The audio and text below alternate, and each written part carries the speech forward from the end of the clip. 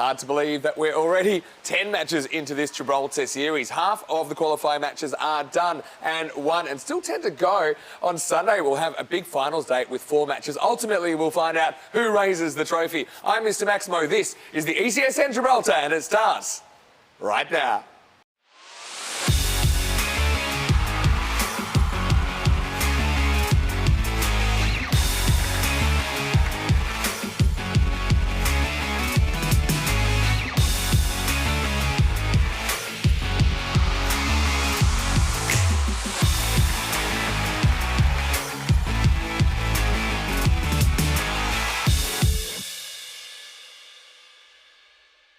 This European Cricket Network event is proudly brought to you by HCL Software, Paramatch, and Local Lifestyle. Good evening to you wherever you're watching from around the world, and welcome to another big night in European cricket. It is night 6 here in Gibraltar. Another double header just keeps bringing the surprises, doesn't it? We've had some close games. We've had some close games that we didn't think would be close, but then were last night. We had one of those as well. You know, bonus points being quite an interesting kind of wild card in the start to the season as well. Anyway, doubleheader coming up tonight. It will be matches 11 and 12. I can tell you tonight we'll get Pirates taking on Sloggers. Now, Sloggers won the toss and they elected to bowl first a little bit earlier. And look, Dylan Henshaw is certainly the player to watch for them. He's had a very, very strong start to his ECN career. Lee Rimmer in the side as well, but I noticed that he got listed a lot lower. So maybe Sloggers are just going to kind of shuffle the deck a little bit with their batting. Maybe it will depend on how many they are chasing. Well, Pirates had a strong start to the series, but they kind of lost their way in their second doubleheader the other night. They'll be certainly keen to push Sloggers in this one. Pirates do have, some game-changing plays in there, but I think they're going to have to play well if they're going to challenge tonight. Well, weather conditions here, the sun just going down right now, and it's absolutely beautiful. Surrounded by water on the peninsula, this Europa Sports Complex, and we always love playing here. Completely artificial service as well. Right now, not too windy, pretty pleasant, I've got to say. And I don't think it really matters who's batting first or second in this one. The conditions shouldn't change too much, but I think Sloggers just want to know exactly how many they need to chase. 16 is the current temperature. It should stay that way, I think, over the evening. Also, Corey Ruckers, I know that he's tuning in especially tonight. We're going to hear from him a little bit later in the ECN studio, so I'm certainly looking forward to that. Right now, it's time to count down to the first ball. As the sun goes down, the players come out, and it's going to be time for match 11. With the news from the toss, that Sloggers have won the toss, and they've sent in the Pirates. Arr!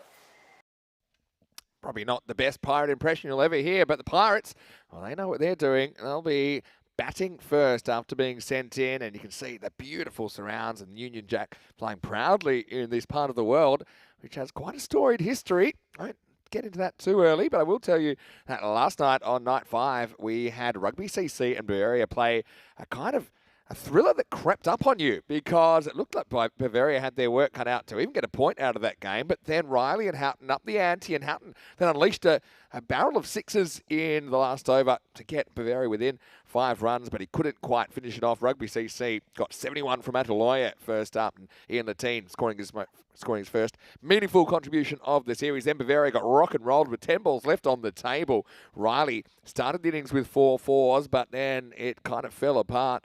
And then Rugby CC did get the runs, but at one stage it was looking a little bit shaky. Bavaria did well to at least push that game into an 8th over, which meant that Bavaria got a point out of the game. So, yeah, 2 wins to Rugby last night, but they were 2 3-point wins. Bavaria played well enough to get a point in each game. Having said that, they're still trailing, you can see, after after 4 matches each, and we're exactly at the halfway point at this stage. Bavaria with 1 win, but their 3 losses, they at least have picked up points every time, and that's why they're only 1 point behind Rugby, kind of nipping at their heels. So you can see how important those bonus points are. If you are going to go down, at least keep your point. If you can get a big win, it can put you well ahead. Pirates Sloggers, though, let's talk about these 2 teams, and I talked about the fact that the captain of the Sloggers, AJ Crom, won the toss and elected to bowl first. So, yeah, the thing I mentioned in the intro, Rimmer has been opening, but he's down at 8. Whether he stays or not, I'm not so sure.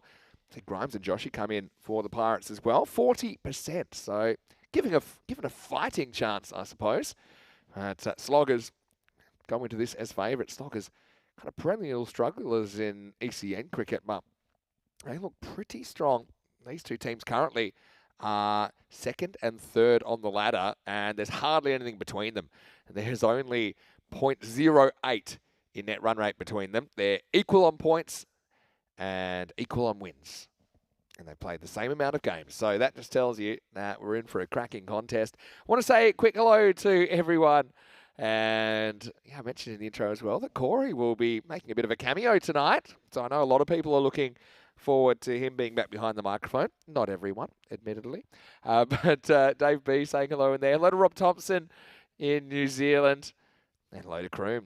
And yeah, Corey lost his crown. That's very good observation there. I wonder if he'll get it back. Obviously, Corey too cheap to keep paying for it. All right, here we go with Rimmer predictably opening the bowling. It's Andrew Reyes who's opening up and starts with a dot.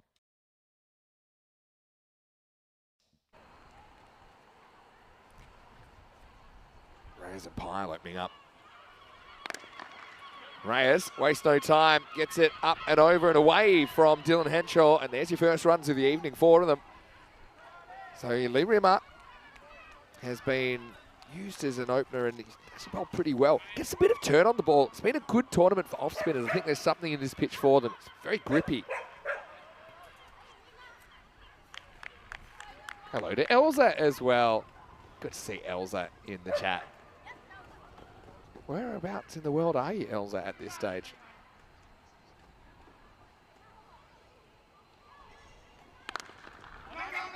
Good length once again. Gives an opportunity to spin.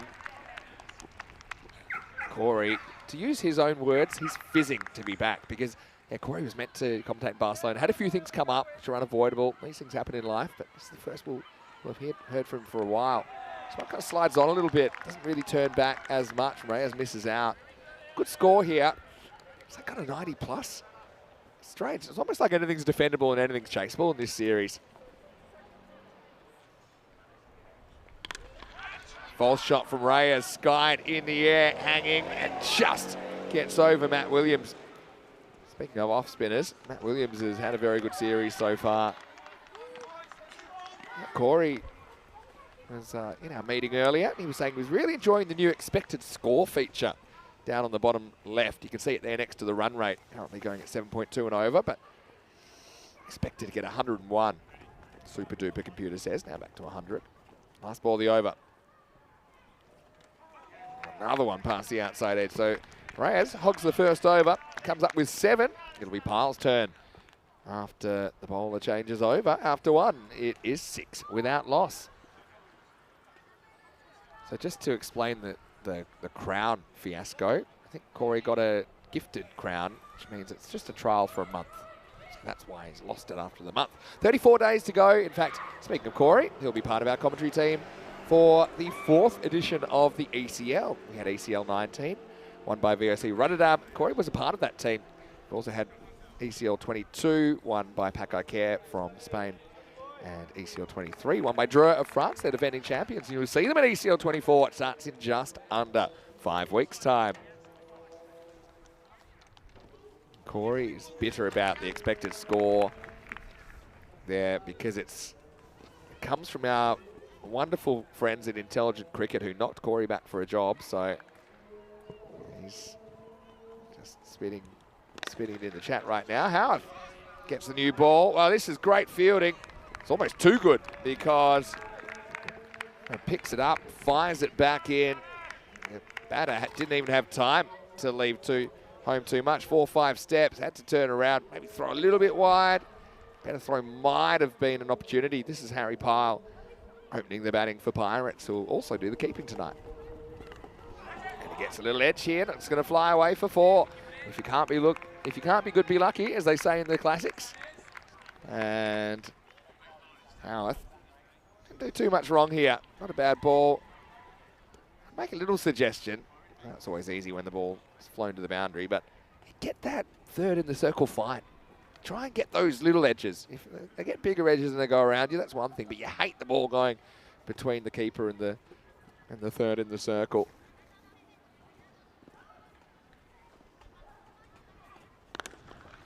Nice looking shot from Pyle this time. Goes to his left. Kenroy Nesta. Well, that's a position he's made his own through thick and thin. Pretty good pick up to his non-preferred side and throw, but Pyle gets through for the single. I'm seeing if this would have been out or not. That's a pretty direct route. Oh yeah, would have been gone, I think, judging by that. Just. Kenroy made that opportunity with a really slick pickup.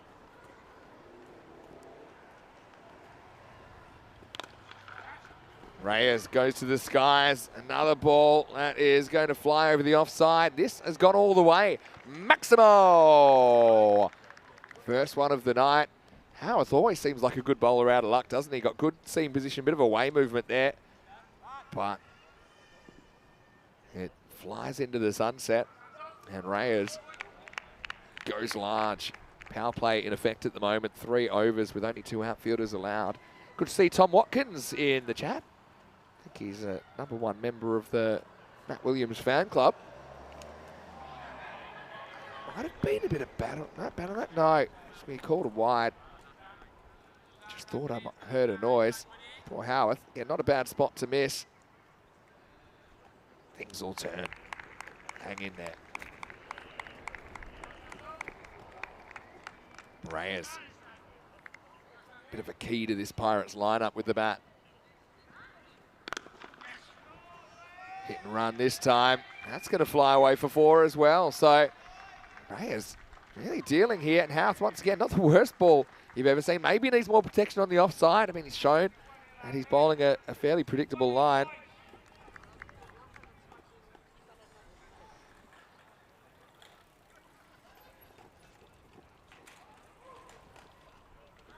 Yeah, so last ball of this over. Now he does straighten it up a bit on the pad. Crom thinks about throwing either end eventually. Just kind of sidearms it towards his own end, and that'll be the end of the over. Howarth, a bit unlucky to go for that many, I think. 23 without loss after 2.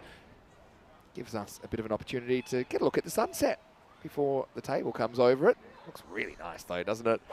Tarek leading the table with 11 points after 4 games. Sogs and Pirates, they're tied, and that's why tonight's series will kind of determine who's above who. As far as these 2 teams go, Rugby CC had a good night last night, scored 6 points out of a possible 8. Bavaria hanging in there, but remember, only 4 of the 5 teams will play finals on Sunday. It's your regular kind of Final 4 system where the top 2 will get the double chance. 3 and 4 play an eliminator, start the day. 15 won't take part. Rimmer comes back, Pyle overcommits, just gets back. Just a couple of times, Pyle's been turned around. Again, like this ball in the first place from Rimmer, then takes up a good position behind the stumps. Pyle gets back, and now Reyes has another crack. Fielder out there, goes one hand, one bounce. That's James Scott, does the fielding. And Tom Watkins says he's part of the South Wales Sloggers supporters, the SWSS. Yeah, don't mind that, Tom. Welcome. What's the weather like in South Wales tonight? Must be warming up a little bit. Oh, the UK's had a bit of crazy weather this week. Fraction short from Rimmer, but he beats Pyle for bounce. Very good standard of wicket keeping. You're looking at 2 of them there. That previous shot. This has pound for pound been as good as you get as far as wicket keeping standard. And Pyle is going to get this past the fielder. He's going to get some reward. So 4 runs there. 4 carreras. Just using the pace of Rimmer, who doesn't toss too many up. And pushes it through. Not a lot of footwork, but just made sure he got that contact point right. Figures, but they'd like a breakthrough here. They want to open up the Pirates. This one he does toss up Lee Rimmer this time. It's hit hard, and it's going to beat Henschel. He'll be disappointed because he reaches that, but can't quite make the stop. So Pyle gets into gear with back-to-back boundaries, and suddenly it's becoming quite a productive power play for Pirates. Dave's asking, what splashes when the ball bounces? Is it water? No, it's those little rubber pellets. They're like, I suppose they're big to say they're grains of sand. they're bigger than that. But that's what's on these artificial surfaces. I think this is the same material they have in Barcelona. End of the over, end of the power play. Rimmer does a pretty solid job, but can't quite break this opening partnership. He takes none for 15, and after 3 overs, Pirates are 32 without loss. Speaking of Barcelona, we'll be there in 6 days to bring you the first ECS from Spain in 2024. Georgie Parker will be joining me in Barcelona. Rico will be there as well, and Corey will actually be there towards the end as well. So, looking at that power play, Howarth, like I said, a bit unlucky to go for 17. Let's get some more sky shots while we're waiting. Well, let's give us some more sky shots. They're nice. Pinky purple at this stage. These players know each other really well. The nature of the GPL community, or the Gibraltar Premier League community, there's those shots.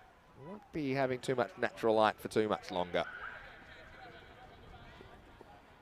Wonderful facility, this. You can see the rugby goals there, the football goals. It's a multi-use outdoor surface here, but there's also some very good indoor facilities. Some of the Blue Crew were down having a hit today in the indoor nets. Some of us getting quite sore after playing a lot this week for the first time in a while. Here is Matty Williams in the 4th over. Reyes digs this one out for a single. Yeah, so the GPL is typically done under a kind of draft system. So it means that the players here are used to playing with each other and against each other. So it's a real community feel, just to keep the competition even. I quite like it. Works here anyway. Wouldn't work everywhere. But it means that everyone's quite supportive. You'll see players exchanging pleasantries on the field in a non-ironic fashion.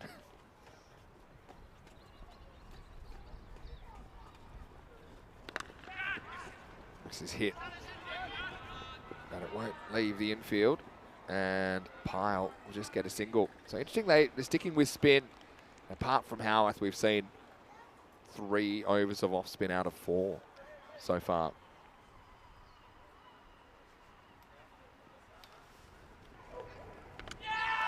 It's adios as Reyes gets one that comes through a little bit, and Williams does it again. Didn't bounce as much as Andrew Reyes hoped for. And this ball crashes into the off stump, the first wicket of the evening. Pirates lose a key batter, 34 for 1. It hurries on, doesn't it? It's not the first time we've seen a dismissal like that. Not really playing it with a straight bat there, Reyes. And AJ Crom, the slogger skipper, with the trademark ripping off of the baseball face mask to congratulate the bowler. It's a nice piece of bowling from Williams. I think the off-spinners have been pretty effective in this series because they've bowled a good length and a lot of balls have been on the stumps. So we've seen a lot of bowled and LBWs. And there's been that slight bit of variable bounce in this pitch, which is pretty grippy. It's got some turn. It's just a little bit up and down, though, especially at that pace.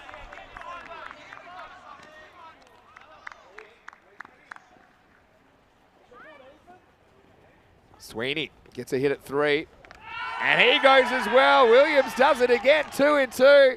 And this man is just so good at freezing up new batters. Sweeney comes, Sweeney goes, and Williams on fire after sunset at the Rockets, 34 for 2. Kind of perfectly illustrated what I was saying just before that ball. Sweeney just kind of played all around it, didn't he? And one thing I will say, at least he doesn't waste too many deliveries. Leaves plenty for his teammates, but Golden Derek is activated. And it's 34 for 2. Williams with the ball left in this over, so he does get a crack at his hat trick. Only one hat trick in the season so far. Lorne Burns did it as part of a 6 for none run. So that's another spin bowler that we've seen have some success. But Williams does have a 5 for in the series. The umpire doing his best to get in Matty's head. Umpire's been brilliant, by the way. Provided us some tremendous entertainment as well as controlling the game very, very expertly. All right, it's Wood, Ben Wood, who's going to face the hat-trick ball. Williams needs to dial it up again. Doesn't want to change a thing. Here we go, hat-trick ball. And Wood, understandably, just plays it defensively. And Williams deuces wild in the fourth over, 2 for 2. It's 34 for 2 after 4.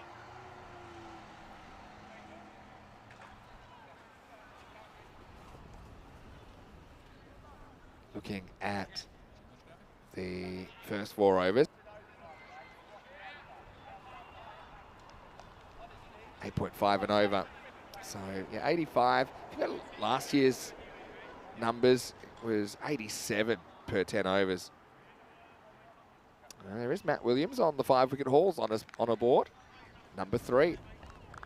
Did have one in Cyprus since. That was Ed Sanderson for BFC, who have qualified. Sov Markor, actually, from Group A. As the Tigers have missed out. Henschel gets a go on the 5th. First one comes in and just gets hoofed back by Harry Pyle.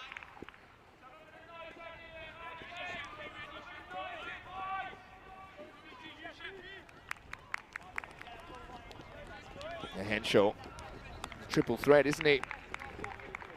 Bowls backfields very, very well. Shot by Pyle, though. Just waits for it. Bit unlucky to pick out the fielder there. Just gets a single. Hello to Mrs. Burchick, who's popped in.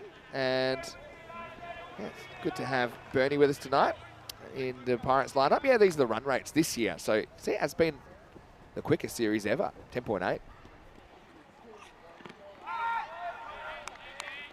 one kicks all around at the moment. That'll be a dot. Yeah, so last night was actually the lowest scoring night, probably because of that second game. But, yeah, 10.8, so 108 feels about right for a pass score. Maybe more like 100. Maybe we have had a few high-scoring games.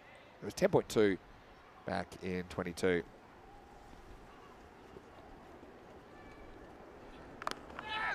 Nice shot by Wood, and he's going to get the gap. That's how you got to play, Henschel.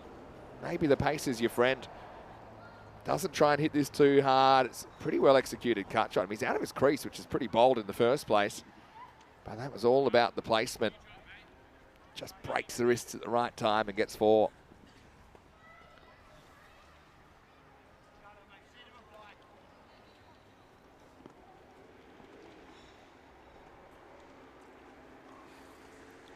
Yes, good variation from Henschel. It's a big off cutter, rolls the fingers. Down the right-hand side of the ball, really gives it some. See that? This pitch really does give you some assistance with those balls that spin out of the hand. Oh, it's an interesting one. Because I actually think, it's going to be a dead ball. Yeah, I thought the umpire was going to single wide. He doesn't play a shot at it, so this is going to be a dot. See how he's not really trying to avoid it. It flicks his pad, and the umpire, he just said it's nothing, and that's correct. It's a correct decision. So good umpiring. Like I said, the umpires, they know their stuff there. Will be counted as a delivery. It just won't be any runs. Yeah, so you'll see it here. Flicks the pad, but he's not playing a shot. He's not really trying to get out the way of the ball. I was kind of happy that it hit his pad. And then you see the umpire, I don't know if we've got it in the replay, but he just says, no, you know what? It's a dead ball. Good umpiring. So 39 for 2 after 5. Henschel just goes for the 1 boundary in the over and a single. So 39 for 2 after 5. Keeping things pretty quiet at the moment, Sloggers. They've got plenty of options still to come. Looks like Matthew Hancock's going to get a bowl in the 6th over. Yeah, I was going to say that's Bernie Burchick, the young American, playing his 3rd night of cricket on ECN, and I know his dad's Bernard's here. And Bernie was at the indoor training session today. We've had a few impromptu indoor sessions just because of the hours and the facilities here. Interesting, they're not going back to Williams straight away. Took 2 for 2. kind of on fire. I would have been tempted to use him again. There he is on screen right now.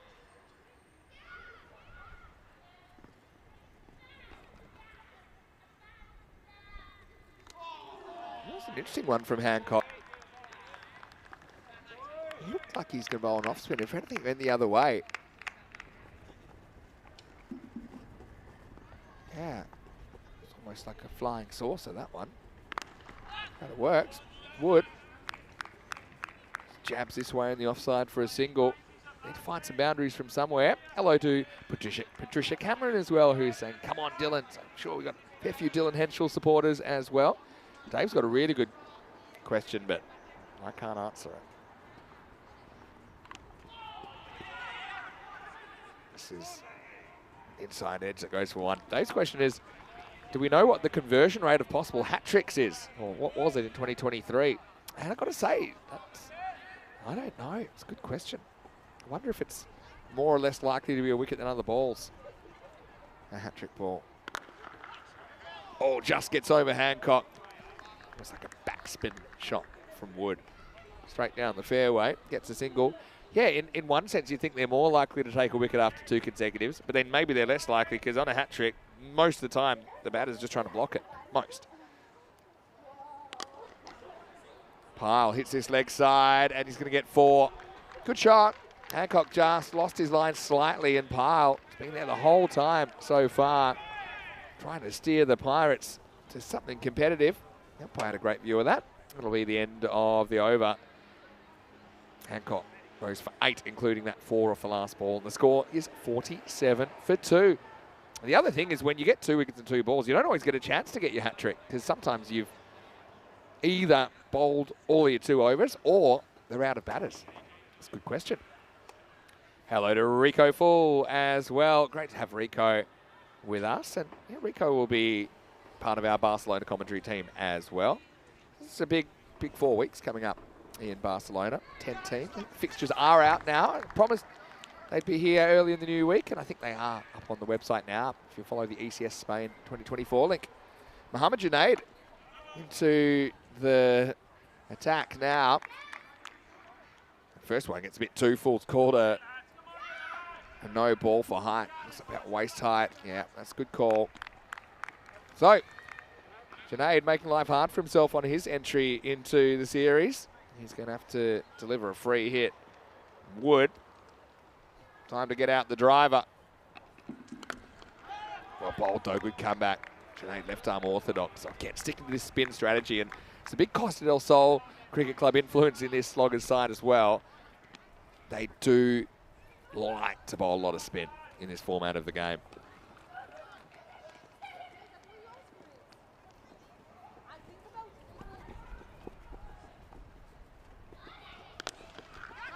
Pretty good length as well, but it's put down. Oh, Williams. Wasn't an easy one. Flew quick and low to him. And he got hands to it, but it just popped out. See it on the replay. Thanks to Spring Productions. Low full toss, kind of drilled to Williams right. Rare error from Matt. 50's up for Pirates. Another full toss. Wood. Has hit the one boundary, but he found runs hard to come by it the rest of the time. That one just below. Again, Junaid playing with fire there with those high deliveries. It's a better one. Dug out. And Williams would get the Bronx cheers if he was playing in front of 100,000 at the MCG. And he holds that one, no problem at all. Yeah, Corey saying he's liking the spin-heavy cricket. Yeah, it's true. Corey's a big fan of variety in the attack and bowling. Not just spin, but different types of spin. And we've kind of seen that so far as well. A couple of offies, a left arm orthodox. This one slides in. So putting the squeeze on the Sloggers at the moment. And that'll be the end of the over. Unless I've miscounted, which perhaps I have. There was that no ball first up, right? So AJ Crom does well. One ball to come for Junaid. It's only gone for 5 in the over. Wood plays a nice looking shot out to the sweeper at deep cover, where Stan Howarth picks it up, and that's the end of the over. So it's just 6 off the over in the end. Pretty good one from Junaid. Good start to his series. 53 for 2 after 7. So yeah, we talked a little bit earlier about the fact that these two are neck and neck on the table. They pretty much start dead on equal second. So let's see how they go tonight. Coming up tomorrow, it's more action from Cyprus. Rico's in the chat right now, and he'll be back with Charlie Hunt for day 8 there. Black Caps versus Royal CC in the morning. We've got Nicosia Fighters and the Punjab Lions in the afternoon. Royal CC well, had a bit of a rough start to their day, didn't they? Kind of found it hard going against the Lions, but they did take a point off the Lions in the second game. So it was their first point in ECN cricket. Pretty good effort, to be honest. We'll say the kind of trial of the new time rules in Cyprus, in ECN cricket, including Cyprus. Still, I think, we're getting there, but I think there's a couple more tweaks that maybe we could look at before ECL. Well, that's going to be a no-eat, and it's going to disappear. So it's 7-up time as Wood gets a gift and he unwraps it. Hancock leaves this one hanging. And straight over the umpire's hat, calls it straight away. And nothing Henschel could do about that. 7-up, badly needed from the Pirates. Yeah, particularly we've seen a lot of batters in Cyprus not quite reaching in the 60 seconds. Sometimes they're at 10 to 15 seconds over, and now they're getting penalised 5 penalty runs. So even the actually making the penalty takes time. Wood dances at this one. Knocks it out to James Scott. So yeah, maybe let us know what you think about those things. Also, the extra minute for every single wicket means that not often you're seeing fielding side in trouble anymore. Not flying so close to the sun. There's Kenroy. I wonder if he's going to have a good night. He hasn't had the best start to the tournament, Kenroy. Like it's kind of in his head a little bit, but he's certainly a guy that the viewing audience appreciate. Brings a lot of entertainment to his cricket. Nah, the hang full toss from Hancock. Gets away with it. It'll just be a single. Expect to score 86. Okay. Pretty close to the current run rate of 8.2.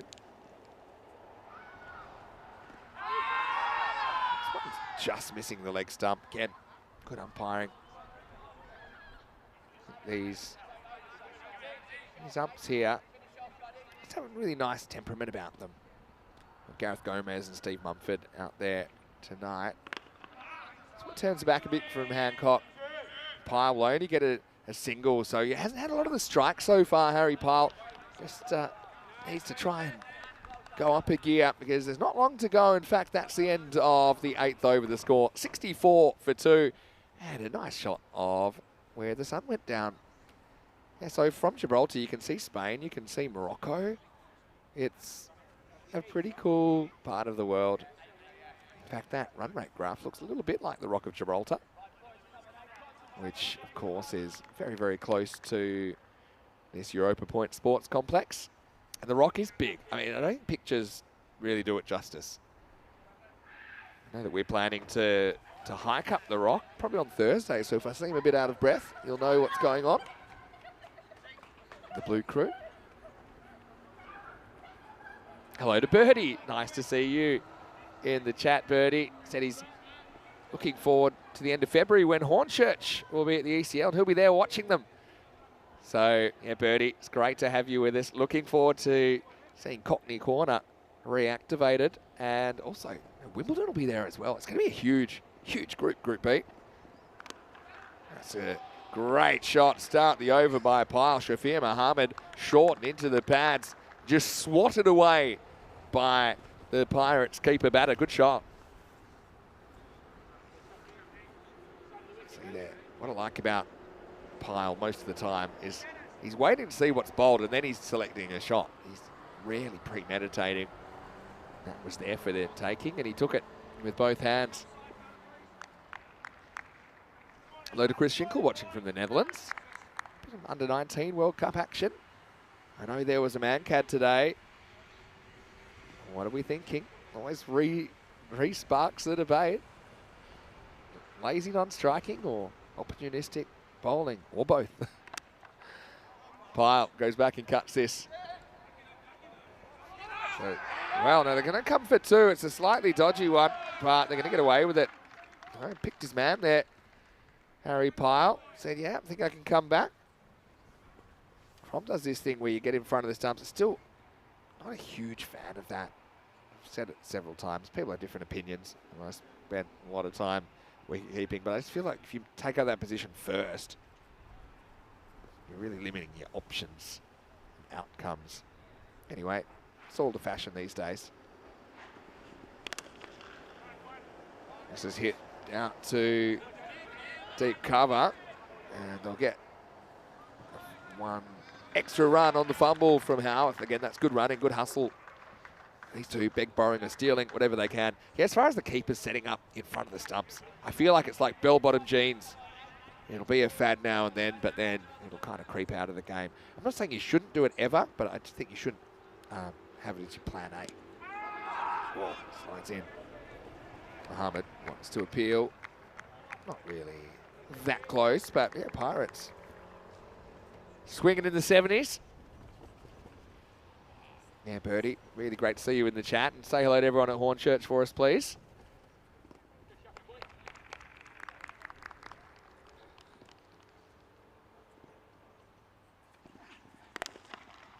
Pyle goes down the ground this time, up in the air and out of the ground. Maximo! That's a good shot. And he takes it on. He's got to hit this pretty close to the middle, otherwise he's in trouble. And Kenroy's lurking down there. Yeah, but Pyle, a bit anxious watching it off the bat, but had what it needed. 6 runs to Pirates. All happening in the 9th for them. Expected to score up to 90 now. Oh yeah, that one is pure. That's a really good shot. And it's going to go into the back of the net as well. Pyle goes back-to-back Maximos. Mohammed goes magical in the 9th. Cracking ball striking from Harry Pyle. And the score's 84 for 2. I think, for me, that's my shot of the night. Really made good contact. And the glove punch was equal to the shot. So 10th over coming up, Pirates. Maybe with a very good over. They could get up into the triple digits. Looking at the bowling figures. Wonder if Williams comes back. Would be my choice. But you got both Williams and Henshaw. I suppose the other thing with sloggers, does feel like the kind of night where they do want to involve as many people as they can. You don't really want to go through a whole series like this, just kind of batting the same 5, bowling the same 5 guys. You know, you are really trying to develop players as well, as far as the local scene goes. So, yeah, they do go back to Williams. He took 2 for 2. And if he could grab a few cheapies here, might even have another 5 for 2 his name.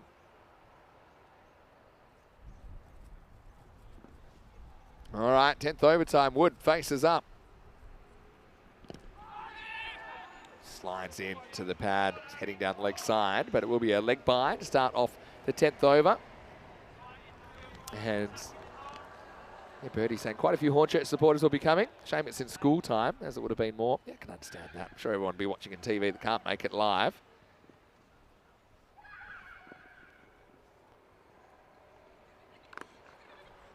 Pyle waits on this, angles it away. He's definitely coming back for 2. Should get that fairly easily. Rugby league style from Junaid, who gets distracted by the cyclist. It's an easy couple. He may have just wondered what that was flying in front of him, but it was the other side of the fence. Hello to Jules Uderbridge as well. Good to have you with us. Dave saying he won't be in Khartoum for the ECL, but he will be there for the internationals. The ECC, September, October. Pyle hits this pretty well, but doesn't go that far. Moves to 48. I suppose the question is whether Harry can bring up his 50 here. One of the questions, at least. Right now it's Wood. Wood.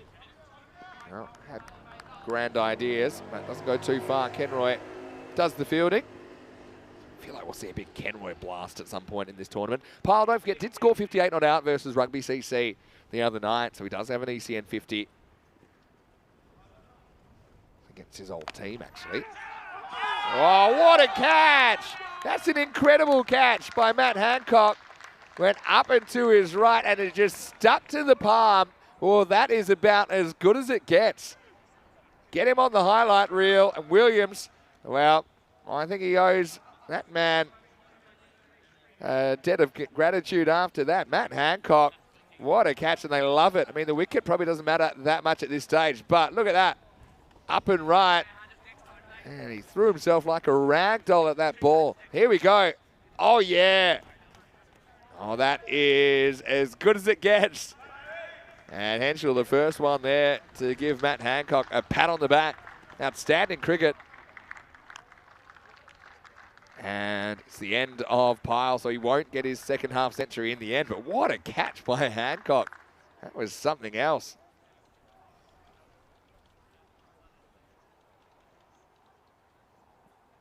Well, that's ECN in a nutshell for you. All action all the time. Bernie Burchick, well, he did all that practice today in the nets. He's going to get one ball. So here we go. Williams has 3, wants 4. Burchick will get something on it. You might as well run 2 here. You never know with Kenroy, but they were never going to make it. So that will be the end of the 10 overs, and it'll be spot on 90 off the 10. So Williams, again, solid job. Not just the wickets, but look, that economy rate as well. Only conceding 7 off the 2 overs. And, well, Pirates, there's something to bowl at, but they're going to have to do some damage. Sloggers, we still don't quite know the order that they're going to put out there. You'd imagine Henschel will open. If he fires, that 90 probably isn't enough. They've listed Howarth to open and Hancock at 3. Matt Williams at 4. Lee Rimmer batting down the order. But I guess time will tell what happens when it was a little bit brighter under the last remaining bits of sunshine here on the Iberian Peninsula. It was Reyes, went big early, but then just went as Williams got one to shoot through, about shin high, castled the experienced Pirates batter. And then didn't have to wait long for the second one. George Sweeney came and went. It was a golden derrick. And Sloggers, they're enjoying their time. Probably underachieved in the night series we've had here so far. Hancock got a bowl. Almost pulled that one into the right hand. Maybe that was shades of what was to come in the 10th over. Harry Pyle, though, again, compiled quite a nice 48. Junaid came on, left that first one hanging, but in the end, so it went pretty well. Pyle, these consecutive shots were pretty nice to watch, weren't they? Cracking it over the offside. Right, the piece, we saw Junaid stopping a boundary in unorthodox fashion, but there's your highlight of the 10 overs. Hancock goes kind of Paul Collingwood style, circa the mid-2000s, to grab this. Oh, that is some catch from Matty H. And Burchick was called into action just for the one delivery. He took a single off it and gets Pirates up to 90 for 3. So for me, it's a little bit under, but still, it is something to bowl at. Got to give credit to the bowlers of Sloggers as well, and even the captaincy from AJ Crom, the way he managed his bowlers. And I think he made it pretty tough for the Pirates to get away. Harry Pyle with 48 off 28 was the top scorer with 5 boundaries and 2 sixes in there. Reyes with 18 early and Wood with 18 off 19. Just couldn't really get into his innings. Sweeney went for a goal and Burchick called into action just for that final ball. 9 and over through the 10. Pretty good with the extras as well. Look at that, just 2 no balls and a wide, a single wide. And 2 leg buys in there really isn't too significant. So they certainly helped them out with the extras. Otherwise, they're probably chasing double digits here, Sloggers. A lot of bowling options for the Sloggers lineup. Williams delivers again 3 for 7.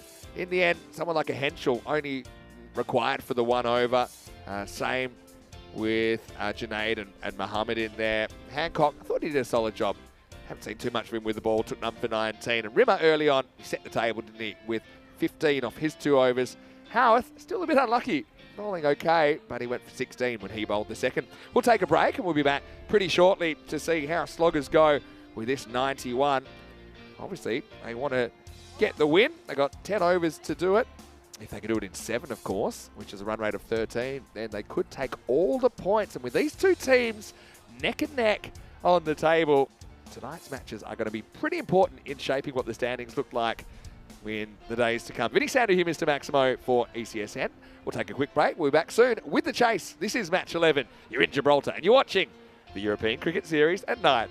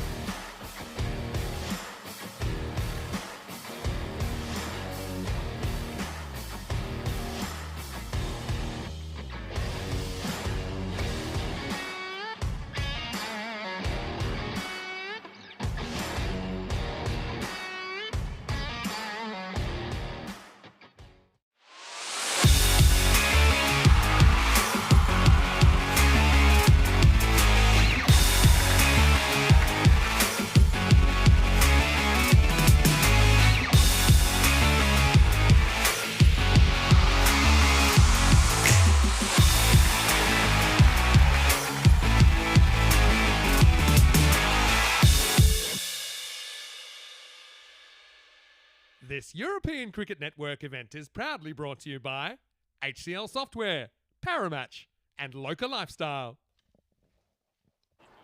Hello, welcome back. We are at Europa Point and you're with us. Time to go into the second half of match number 11, Pirates versus Sloggers. The story so far is that Sloggers sent in the Pirates. Pirates made 90 for 3 off their 10 overs, so 91 is the target for Sloggers to win the game. And of course, if they can do it in 7 overs or less, they'll get all the points out of the game.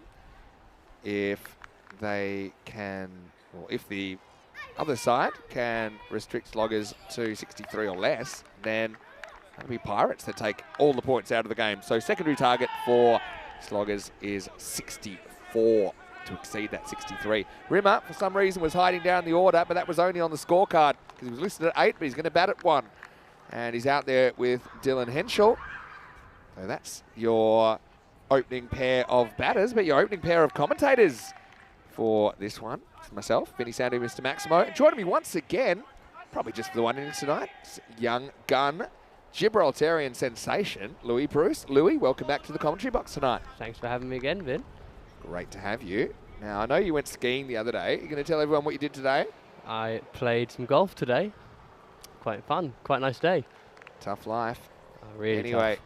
Rimmer is going to open up to Reyes.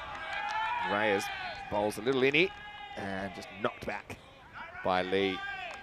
Of course, each of these teams, they have 4 opponents and they have a doubleheader against each. So whenever you see them going at each other, that's the first time they've played against each other in the series. Oh, hanging full toss that time, and Rimmer is after him. Yeah, nice shot. Doesn't quite go the journey, but does get 4. And Reyes is kind of a tough bowler to face, isn't he, Louis, I'd imagine, because he doesn't give you too much pace to work with. He's very accurate normally. That was a slightly off delivery. Yeah, sort of just bowls these little induckers that, you know, catch people out, really. He's quite unique in his action, rolls his hand over the ball, so, you know, if he gets it wrong, the batsman can cash in, but when he gets it on the spot, he's hard to face. Well, this one doesn't swing in at all, and I think that's why Rimmer misses it, goes past the outside edge. Okay, so you play a bit of golf. You're a bit of an all-rounder, aren't you? So how are you good at golf? I'm okay. I mean, yeah, kind of. Just natural ball striking obviously helps, but... That's a nice shot. A little bit inside out, but they go on the hit, and this would have been gone. But they couldn't hit the target, and so Rimmer gets a bit lucky on 4. Yeah, I mean, I'd quite like to see Rimmer score some runs tonight. He's been a bit out of nick, and everyone knows what he can do. A lot of people have seen it on the network, so... hopefully he can come good towards the back end of this tournament. Yeah, sometimes you need finals day. That bit of luck as well. We talked about it last night. Yeah. That could have easily been the end of him, but he does survive. Here's Henschel. Certainly turned a few heads with his performances in the series. Sharp. Yeah, he wants it straight away, and he's going to get it. I think that's just inside the boundary. It'll be 4 runs, a bit short, bit wide from Reyes.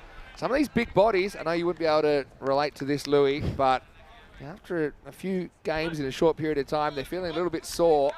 And I think we're seeing a little bit of that at the moment. His first over getting dragged down a bit from Reyes. Good shot by Henschel to get him going, though. Yeah, exactly. Just picked the right spot, didn't he? I mean, didn't get carried away with hitting to the leg side, just played on merit. So there's your 9 for the over. That's to keep pace with the chase.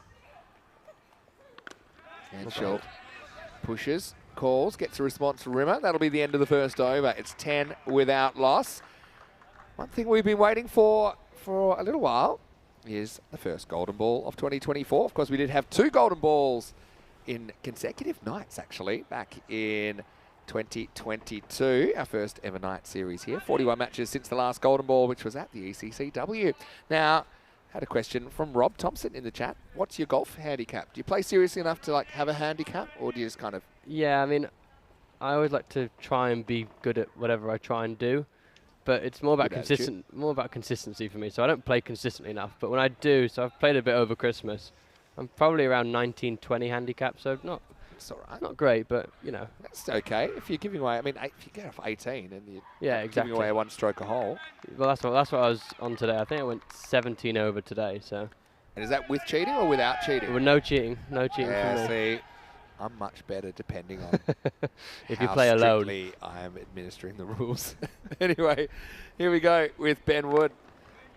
And he's bowling over number 2. Henschel just keeps this one out. Henschel, one thing I like about him, he's not going out there trying to hit everything for 6. You know, he's quite selective. You can see if he gets a good ball, he'll show it some respect. Probably knows with the game situation as well. Doesn't have to go absolutely insane. Yeah, seems like a good all-round cricketer, really. And of course, when you do get the one that you think you can put away, then you go after it. For bowled. Yeah. Shape away. It would look like this was sliding in the pads, but it did just straighten down the line a little bit. Hello to Iggy, who's watching as well from down the road, I'm sure, on the Costa del Sol. Iggy, hopefully you're well. Hello to Cosmic Nana, who's watching from Texas as well. Birdie watching from England. Shot. That's class, isn't it? And he finds the gap. That races for 4. Wow, a bit of swagger in this shot from Henschel, really. Held the follow through. And it doesn't get too much better than this, Louis. Yeah, beautiful that. Just waited on it, back foot punch through the gap for thank you. Yeah, the high elbow cutting through the air. Henschel, someone that Pirates need to see the back of sooner rather than later. Wasn't really a bad ball from Wood either. Only 2 outfielders, and despite having extra infielders. That one was into the gap. Now, it just drop kicks this away, but it hangs in the air and it's dropped. Well, it's a pretty tough one. That's Sweeney. Not having the best night because he did go for a golden duck and now he's dropped this one, although it was a difficult chance. But if you want to call that one a half chance, it's one that felt the Pirates had to take because Henschel's looked good so far. Yeah, he's a massive wicket as well. I mean, once you bust through these 2 at the top, not saying that the rest of them can't bat, but the quality of these 2 is unbelievable, especially the ball striking from Henschel recently. Oh, that one went very, very close to the stumps. Rimmer has lost his form momentarily. Yeah, Woods bowled pretty well here. He's only gone for 5 when you consider 4 of them with that cracking shot through the offside. One was actually a missed opportunity. So, Pirates, they've got a fighting chance, but it's really important that they keep breaking these partnerships. Last ball of the second. Rimmer takes this off middle. And once again, Sweeney called in action. Nice, good effort. Yeah, I think he stopped that. We'll have to check it out. They will get 2. So for me, that's the end of the over, 17 without loss. But I think the umpires just probably want to make sure that he slaps it back. He does touch the rope, but I think that's after he slaps the ball. See, the ball's gone there. Yeah, good work that. Yeah, Just looks keeps good it to in. me. And then he touches the rope. Yeah, fantastic bit of fielding there. So Sweeney, credit to him. He's giving it 100% effort there. Who knows, those 2 runs might be important when it's all said and done. 17 without loss after 2. We saw last night's games get a bit crazy. Yeah. Looked like it was all one-way traffic, and then we saw Bavaria unleash a run of 6s late in the piece. Look at these 2 teams. They're both on 8 points. They both have 4 wins. Both have 2 wins, I should say, so far. And there's only 0.08 between them on net run rate. So, very similar start. Yeah, in terms of points, it's still 7 overs that Pirates need to defend this till to get a point out of it, isn't it? Yeah, So that's right. they could be looking at that at the minute. But Mark Garrett on to bowl. I mean, plan A would have been, I think, for the Sloggers to try and get this in 7 overs with the batting you've got at the top. Sure. Could see Garrett back tonight. Just ties up Henschel first up. Want to say quick hello to Jeff Maguire, who's watching from Northern Ireland. Hello to James Lavery as well. Great to have you with us here on ECN. Charles Harrison saying, let's go Sloggers. I didn't mention who's on top of the table, but as you could see from the table a few moments ago, it is your team, Tarek. Yep, we're back tomorrow. Played the half the games without you so far, though. Just saying. Shot by Henschel. This time it's fielded in a way by Burchek, who's rocking the beanie tonight, Bernie. Yeah, That's a don't blame him. different look. Yeah. Not the full face covering version. There he is. He definitely looks like he's escaped from the South Park set. You know that game, South Park? Yeah, You know the show? yeah. Sometimes I forget how old you are. Rimmer. He's going to be castled here. It got a bit of the back pad. It was an in-ducker from Garrett, so Rimmer still can't fire in this series with the bat at least. Sloggers have lost their first wicket. It's 18 for 1. Yeah, he's just not in form really at the minute. I mean, just hasn't really come good yet, but he'll come good eventually. He's a good enough player. Everyone knows that he'll Yeah. He'll do well this tournament. He's been bowling well. He's fielded well. It's only a matter of time until the batting clicks, but Yeah. just sort of missed a straight one. I mean, his bowling's been so valuable, so he's still contributing. Exactly. So there's that. Maybe it takes a bit of pressure off him with the bat. For Yeah. me, that looked like a little bit of an inside edge onto the back leg and then back and crashed onto the stumps. So that's the way it goes. And Hancock, who took probably one of the catches of the season. Not sure if you caught that one, Louis, in the last over of the first innings, but he took a one-hander diving way in front of the camera. That was an incredible bit of athleticism. But now he's going to come out in the number 3 position. Garrett back with a vengeance. Garrett is leading the side tonight. Did captain the first night as well. Reyes stood in when Garrett didn't play in their second set of fixtures. Pretty much right on target first up. Bit of foot fielding. Yeah. How do you feel about foot fielding, Louis? Where do you sit? I know Corey's pretty vocal about the fact I'm he doesn't against like it. Yeah. Against it? Yeah. I'm kind of like emergencies only. Give me a good reason. Even an emergency. I think the emergency, you just let it go, really. I think it's a very last case scenario. Yep. This one doesn't really come on to Henshaw, and he won't get a run, so that's a win for Garrett. And Corey has that idea that if you foot field, you should lose a shoe. I mean, saying that, I don't think I've ever actually stopped the ball with my foot before, so Yeah. you know, it's not something I've instinctively gone down to do. Saying that, I'm not to the really great hands. at football, to be honest, so I wouldn't risk it. Last ball of Garrett's over. It's been a good one. And now Wow. he's going to get the big wicket of Henshaw. So Garrett delivers. And right now the Pirates are liking life here at the Rock. Henshaw was fairly tame in his outlook in the first 3 overs, but he went after this from Garrett. It was the last ball of the power play. It just seemed in a bit, and it crashes into the top of off stump. This game's alive, Louis. Yeah. It's 19 for 2. This is a huge wicket. Henshaw doing loads of damage for the Sloggers team up top, but now that he's gone, could there be a bit of a door open like yesterday? Yeah, perhaps. It was a ball so good that Harry Pyle dispensed with the glove so he could get a better feel for the high five and the hug of Mark Garrett.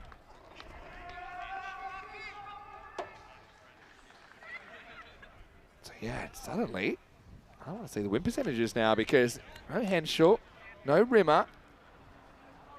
You've got someone like Nestor still to come, but he's been badly out of form so far. Got Howarth, Williams still to bat. Yeah, So, I mean, the batting's there, but suddenly, for me, this goes back to a bit of a 50-50. Well, some of those players you just mentioned need to click, really. I mean, Here's Hancock, and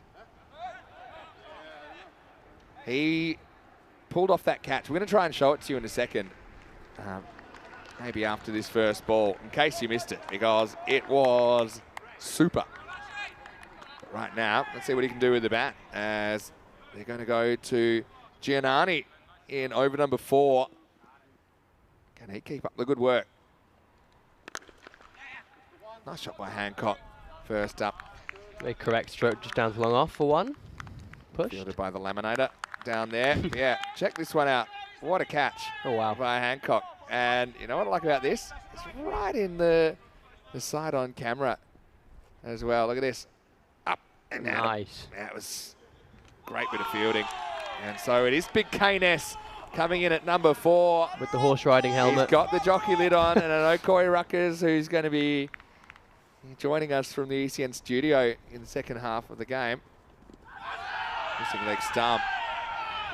Oh, I could see the intelligent cricketers agreeing with me. 50-50 on the win predictor, which is what I said a moment ago. Big K-Ness. When he hits them well, they go a long way. We know that, but it hasn't been his series so far. See, it's almost like it's put off when they're slow. He just kind of got locked up there. So this is another very interesting game coming up. Is it me in the commentary box that does It's you. this? Tomorrow I might go straight to karaoke and leave you here. Oh, that's belted.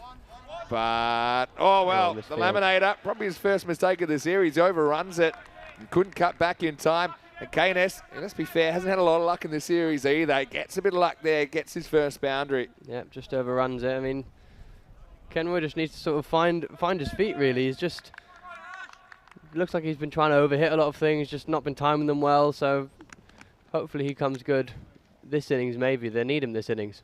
Last ball, the over. And, well, back to normal for KNS. That'll be the over, end of the 4th over. And the score's 24 for 2. Just run a ball through the first 4. Want to say a quick hello to Chloe, who's watching in Northern Ireland as well. Chloe, great to have you with us. And we're so happy to have all kinds of people watching from all around the world. Ian Latine has popped in as well, saying that Louis might not do foot fielding, but he's done some head fielding before. Yeah. Is this true? Well, I think that was in the ECL. Oh, yeah, it was too. So That's right. And my finest moment on a cricket pitch. Iggy says foot fielding should be a no-no for anyone under 45. But after, I can kind of get around I can get behind that. Yeah. Well, they should just get like a little lacrosse stick or something. Exactly. I was just about to say ice hockey stick or something like that. When they pick up their lawn bowls, they get a little stick to do it after a certain age. Anyway, here's Reyes to come back in over number 5. Clipped away by Hancock first up. So have that required rate. It started at 9.2 and over, or 9.1 I should say. And now it's gone up to about 11.3. So yeah, pretty significant. These are the ECL teams. Corey, I really want to get your thoughts on the ECL. Maybe when we hear from you in the studio in the second game. I know a couple of teams I'm looking forward to seeing. Gozo Zalmi from Malta. Zishan is in the chat at the moment as well, tuning in. Oh, how's that missed? Yeah, Nesta swings all around. This one just seems low on confidence, doesn't he? Almost like he's expecting something bad to happen. A little bit of indrift. Yeah. Just misses by a stump. Well, that just doesn't look like he's watching the ball, really. I think he's just almost thinking where it's going to be and trying to hit base on line. Same again there. Doesn't really take into account the fact that Andy moves it in quite a bit. Yeah, true. They don't all swing in, but most do. The one that doesn't is actually quite a dangerous delivery. Just needs to keep it simple. Watch the ball, swing through the line. That's what Kenroy did last year when he scored a lot of runs. Just watch the ball and smashed it, really. All right, Reyes. And again. Not bold. Shouldn't be going back to that, really. Yeah, I mean, it's so interesting. Look how deep he is. He stepped on his stumps. He is so talented, but just going through a bit of a... Let's have a look at this from side on. Oh, no, not as close as I thought it was. Yeah, but still close-ish. Oh, that one's missed the leg stump now. Well, it'll be a bye, I think. I don't think there's anything on it. Richie Cunningham with the fielding. Yeah, Richie's back in the side tonight. Couple of taped up fingers.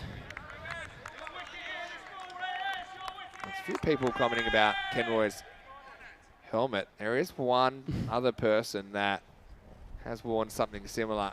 We might be able to get that up at some point. I think I've seen this before. Yeah, he likes it when we bring it up. Oh, bold again.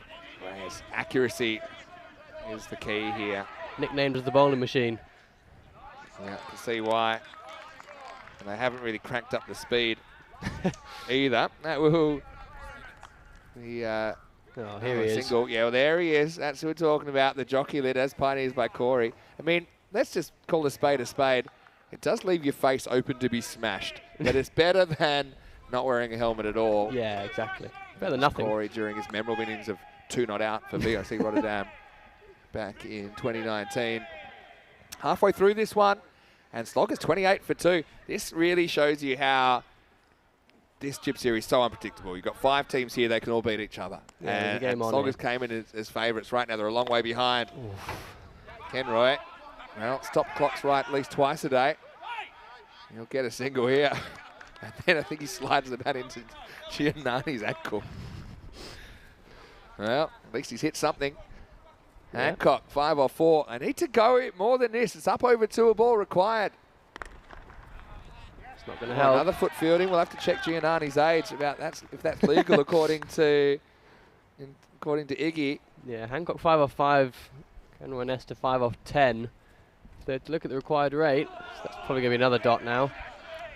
You know, they've got to go. Got to start going soon. I mean, I'm also looking at, what's the secondary target? 63. I mean, they're not even on that pace at this stage. True. So who knows? Giannani, by the way, is exactly 45. There you go. Qualified. So he gets to use the feet. Would have been a wide. Hancock cracks it. And this will be a 4. And it's badly needed, isn't it, at the moment? Yeah. Trying to get something going nicely punched away through the offside. Yeah, just need a bit of momentum really. If that can start the momentum shift for the Sloggers, then that would help them. But at the minute they need a couple more than that. And Paul saying he expected an easy chase here. But, nothing easy about it at the moment. One kind of drops into the zone. Giannani's bowled better as the series has gone on as well. I've noticed accuracy seems a bit more on. Yeah. Hello to Egan Dantis as well, who's in the chat. Corey saying two not out, still counting. But red inker. Yeah, little red inker. Last ball the over. Oh, it's a bit of a gift. Kenroy is going to get 4, but it was a very bad delivery, to be honest. This is an interesting one. They're referring this for height, and let's have a look if it's waist high or above. For me, I think if you go just before he hits it, it's not. It's coming down enough to come below the waist. Still, Kenroy will get 4. So the only way is up for him, really. And he could easily still just turn it on and bring up the win for Sloggers. As it is right now, it's the end of the 6th over, and the score's 38 for 2. Yeah, big game on it. I mean, there's a game in a game with the total to get for the 1 point. Never mind all the points, but they need to get a bit of a wriggle on here. 10 off 8 for Hancock, 9 off 11 for Kenroy Nesta. Need to start hitting them. Jeff Maguire asking who's our favourites for the groups in ECL. I might leave that to Corey in the second game. Get his thoughts first, and I'll see if I agree with him. Iggy just saying, apart from foot fielding, the other option is to just kind of lay down in front of it and let it hit you.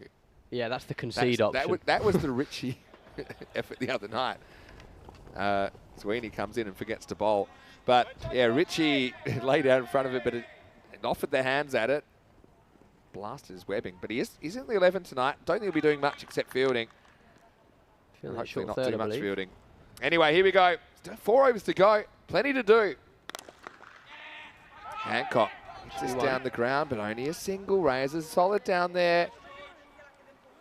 I don't think the only way they can pull this out is for Kenroy to turn into good Kenroy. Well, it wouldn't be the first time he's done it. I think I even remember last year, first game, he played a bit of innings like this, but then all of a sudden took off. So, you know, he's got it in him. Just needs to find it. And once one clicks, that's all you need. One boundary, and you're away. Even one at the middle. Yeah, I agree. He's happy just to take one at this stage. Need a bit more than one, though. Pirates are very happy just to concede one. One is a win in the Pirates' books for sure. Love this form of the game.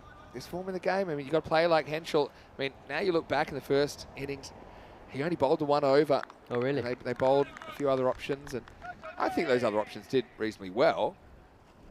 But, I mean, ultimately here, Sloggers, who we kind of applauded for their batting depth, but right now they're looking a bit thin.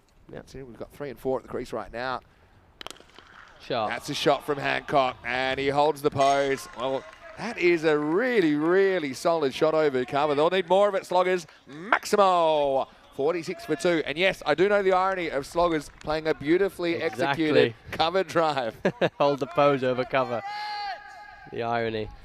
No, nice shot. Just picked a spot. Some players, again, tempted to go to the leg side with that, but just held his shape, swung through the line. Wasn't a great ball, but good line in T10. Just needed to get the length fixed. I mean, they should make that 63, you'd imagine, to at least take a point. But You'd they hope want so. the whole thing. They're halfway there now, but there's only 3.5 overs left. Sweeney is not getting much better after getting whacked away for 6. Now that will be a wide. Good call by the umpire. Not a bad line to aim for, though. Yeah, not a bad spot to miss is how I'd call that. Because then you can also set a field to that a little bit. Exactly. If you, and I've seen this done a few times, gaps deliberately left at, say, deep mid-wicket, but then if you're disciplined with the line, you make it really tough for deep the... square's a common one to just leave out, and you can just bowl outside off, even them back of a length for that. Them looking for something that's not there. Yeah. All right, this is pretty much straight up in the air. Where's it going to land? Well, classic Bermuda triangle. And the bowler was probably the most likely to field that, but Sweeney probably had flashbacks of earlier on in the innings where he went back and wasn't able to hold on to one. Yeah, straight in the middle. Long on, long off, we're back. So despite them charging in, they weren't able to get there. Just goes down as a high single. Put that one in your 3D wagon wheel. Well, Kenroy does go after this, and end of the bat job. Reyes does the fielding on the bounce. Feel the vibrations, K&S. Sloggers, it's their game to lose at the moment, really. But with And these two players at the crease, they wouldn't be feeling too comfortable just yet. I think Reyes needs to try and run in and take that catch. I think that could be a game changer. If you get Nestor out at this stage, he's back in the hutch and he doesn't get the chance to get going. Wide down leg side. The rare times we've seen Harry Pyle back. I wonder if that's just because he's just not really feeling it up to the stumps tonight. Had a bit of trouble gloving a few cleanly early. Maybe just feels Sweeney. It's a more percentage option to be back. Yeah, he's probably the quicker one out of all the Pirates. And any small deflections are going to go straight past him for 4, so wise. Pad. Uh-oh, trouble. Well, succession of errors is going to end in an overthrow, fittingly. Well, this has a bit of everything. Cunningham picks up with 3 fingers. Well, go on, Louis. Explain to us what happened here. I counted 3 errors on the play. Yeah, a bit of a calamity this. I mean, clean pickup, he's probably gone. Throws it, Pyle misses it, overthrows. And Richie does the cleaning up with half a hand. It's one of those ones where you kind of take off not really knowing where it's gone and then throws it into the keeper's foot, bounces away. I think that'll be a leg by to finish the over. Eventful. Certainly was. And at the end of it, it's 51 for 2. And of course, coming up, return match. And already we can see that's pretty unpredictable when these two tangle. Pirates versus Sloggers. Pirates winning the toss in match 12 and bowling first. So it'll be a different innings order. Expect to see Dylan Henschel out there to open the batting. Not sure who they'll go with. Maybe they persist with Rimmer. Probably would. Give him another crack. Yeah, I would. And Pirates this time will be on the chase. So you can make some runs for them. Sweeney, another opportunity maybe at 3. Reyes and Pyle to open. Probably. But you never quite know. That game's coming up in about 45 minutes' time. Corey Ruckers is going to be commentating the first half from the ECN studio. So I might reverse roles and get in the chat with him. Anyway, time running out. Pretty sure they haven't updated that last ball. For me, it was a leg by. Maybe they forgot to signal in all the madness. Yeah. But yeah, I've got it 51 for 2. Wood comes back in over number 8. So that means they need 40 off the last 3. 13 off 3 for the point at least, but 40 is looking a tall order. It's hard to see them not getting at least the point, but it's one of these ones where if they risk their wicket going for the win, maybe it could spark a collapse, and maybe that point comes under jeopardy. Having said that, I think you've got to go at the win here. Yeah, 100%. Kenroy, he hits this one, and would you know it, he gets it. Maximo! Yeah, no timing on that though. Sounded like a bit of a clonk, but it went far for a clonk. This could be the shot that reverberates around Europa Point tonight, because it has turning point written all over it. Kenroy gets 6, and the Sloggers trying to belt their way back into this game. Sounded like it reverberated through his hands as well off that one. I mean, didn't sound nice, but got the result. Yeah. So you need 1 to come out the middle. 13 and over, you get a 6. Yeah. Let's say you get a wide in the over. You get the rest for singles. Well, there's 11 or 12. 4 would be handy. Clever areas from Wood. Gets a bit of away movement as well. Nestor goes 6 and dot. Trevor's asked me, did I make the trip to South Africa yet? Well, I have been to South Africa a couple of times. I played there actually in 2019 for the Indoor Cricket World Cup, but I haven't been back there since. ECN has now consumed most of the hours that I'm awake, and some when I'm asleep. I do dream sometimes. Commentate in my sleep. Good practice. Yeah. Dreaming of golden balls. Just don't come, do they? All right, drags this leg side, hangs in the air. It's going to be 4. Well, Garrett tries the good old-fashioned stomp job. Doesn't end well. Kenroy gets a break. Sloggers move into the 60s. No, you need going back to Andy's catch at long on a couple of overs ago. I know he's starting to get going now, but this should be regulation really. Not to be too harsh, but he's another one off the toe end of the bat. Should be going to hand really. And Garrett, his bowling was brilliant. He's still got an over up his sleeve. He took 2 for 2. But the fielding there, I mean, 2 big switched wickets the teams. as well. Lee Rimmer's there, and I think it's getting taken. Now, Kenroy, he uncorks himself and gets 6 more. Well, dreams turning into nightmares for Sloggers now. But then turning back into dreams as Kenroy is hitting him back into the contest. Yeah, I did say earlier, all it takes, and Kenroy has done it before, you know, he gets off to some slow starts sometimes, but once he gets going, you can't give him chances like they have. I think there's probably 1.5 chance, and then one that really should be taken, and all of a sudden he's flying again. All right, Kenroy will get one, and this will finish the over. So it takes him up to 69. I don't know, but I'm getting a bit of a tingle. Don't know how you're feeling. Could be That on. will be the end of the over. 69 for 2 means they need 22 off the last 2 overs. And during that over, they do at least secure a point, Sloggers. Yeah, vital for them, really. I think that's probably what they were looking to come out with. They're looking to come out with a win, really, and probably four points from this game, looking at this chase, but having to work hard for it. Pirates putting them under a lot of pressure. Interesting couple of worms there. Heading north at the right time. Sloggers actually ahead of where Pirates were at this stage at the 8 over mark. This is a crucial over. Garrett bowled a really good first over. Yeah. Got 2 massive wickets. Probably the 2 wickets that have set up this game, in all honesty. Yeah, that's true. At the 8 over mark, Pirates were 64 for 2. So not a lot of wickets tonight, but the wickets have been key wickets. Yeah. And I think both teams have been pretty good not delivering too many extras and just generally restricting the batters. Anyway, Garrett versus Kenroy, clash of the Titans. It all happens in the 9th. Kenroy hits it, and he hits it hard. Maximo! Well, Garrett was left on the shelf after he took 2 for 2, and maybe you look back at that and say, hey, would you bowl a guy out who was that hot? Kenroy, this is a bit more of what we've come to expect from him. He unleashes that one out of the ground. I think it just stems back to that chance, really. I mean, if he takes that catch, he's undoubtedly my man of the match for picking up 3 key wickets in one way or another. But paying the price now, Kenroy's going big. Pirates need a turning point of their own now. Now Kenroy picks it up again and gets 6 more. This was always the danger. Maximo! Back to back, and if you go back to the start of Kenroy's innings, there were 2 or 3 deliveries that missed the stumps by a coat of varnish. He's had a bit of luck, but now he's cashing in, and Sloggers, now it's their game to lose. Exactly, that's all it takes. You know, he's, I don't know what it was, 13 off 11 springs to mind, but now he's 40 off 20, going at 200. Could he finish it this over?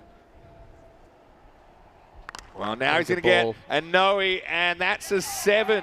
Oh, no. Well, it's just gone completely south. Pirates dropping overboard. They're walking the plank, and it's going to be a free hit. Kenroy could win the game right here and now. Yeah, 0% chance I saw there for Pirates to win the game for me. I think that's probably given them a 1% chance. Supercomputer's not helping them there, but, you know, not looking good anymore. From very good to not so good in the blink of an eye. Again, I've loved this game because there's been momentum shifts. Yeah, It's T10. been super tough. Well, free hit, free chance to win the game. And that is hit hard, but it's belted straight at the fielder. I mean, well, now they think of an overthrow. Still chaos. I mean, it's hard to believe that they could possibly lose from here. But I've seen some crazy finishes. I suppose well done to the Pirates, at least that, you know, they'll take a point out of this game for pushing the game to the 8th over. That wasn't always a certainty when we saw Dylan Henschel and Rimmer striding to the crease. Yeah. Now Hancock, well, he's just done enough, hasn't he? He's just stuck in. going to get what would that be, about 140 strike rate. Yeah, 130, 140. But I mean, you know, Garrett's gone from 2 to 2 to 2 to 22 Now in 3 balls. Now you start to wonder, will Kenroy's form, I feel like, you know, the shackles are off now for the rest of the tournament. 2 to win. Wow, there we go. Yeah, Garrett channels his first over, and he yorks Hancock, sends him on his bike. So late in the piece, is there another twist? It would have to be a pretty big kink in the rope, but it's 89 for 3. Yeah, I'll tell you what I'd love to see. I'd love to see a slip catch from Richie Cunningham, who's just been put in there recently. Just last ball, I'd love to see that one-handed. Well, might be a one-hander because he did split his webbing. I think it'll have to be a one-hander. Yeah, it's well bowled. And to be fair, Garrett kind of missed his length against Kenroy. He gave him something he can get under. Yeah. That kind of length, That's what you need. I think might have been a different story. Anyway, 2 to win and 8 deliveries remaining. Nice innings by Hancock. Like I said, just provided a bit of stability. He was always kind of the stable option, I felt there. Nestor was kind of the all or nothing. First it was nothing, then it was all. Howarth comes out, and he can win the game here with 2 or more. Garrett searching for a 4th wicket.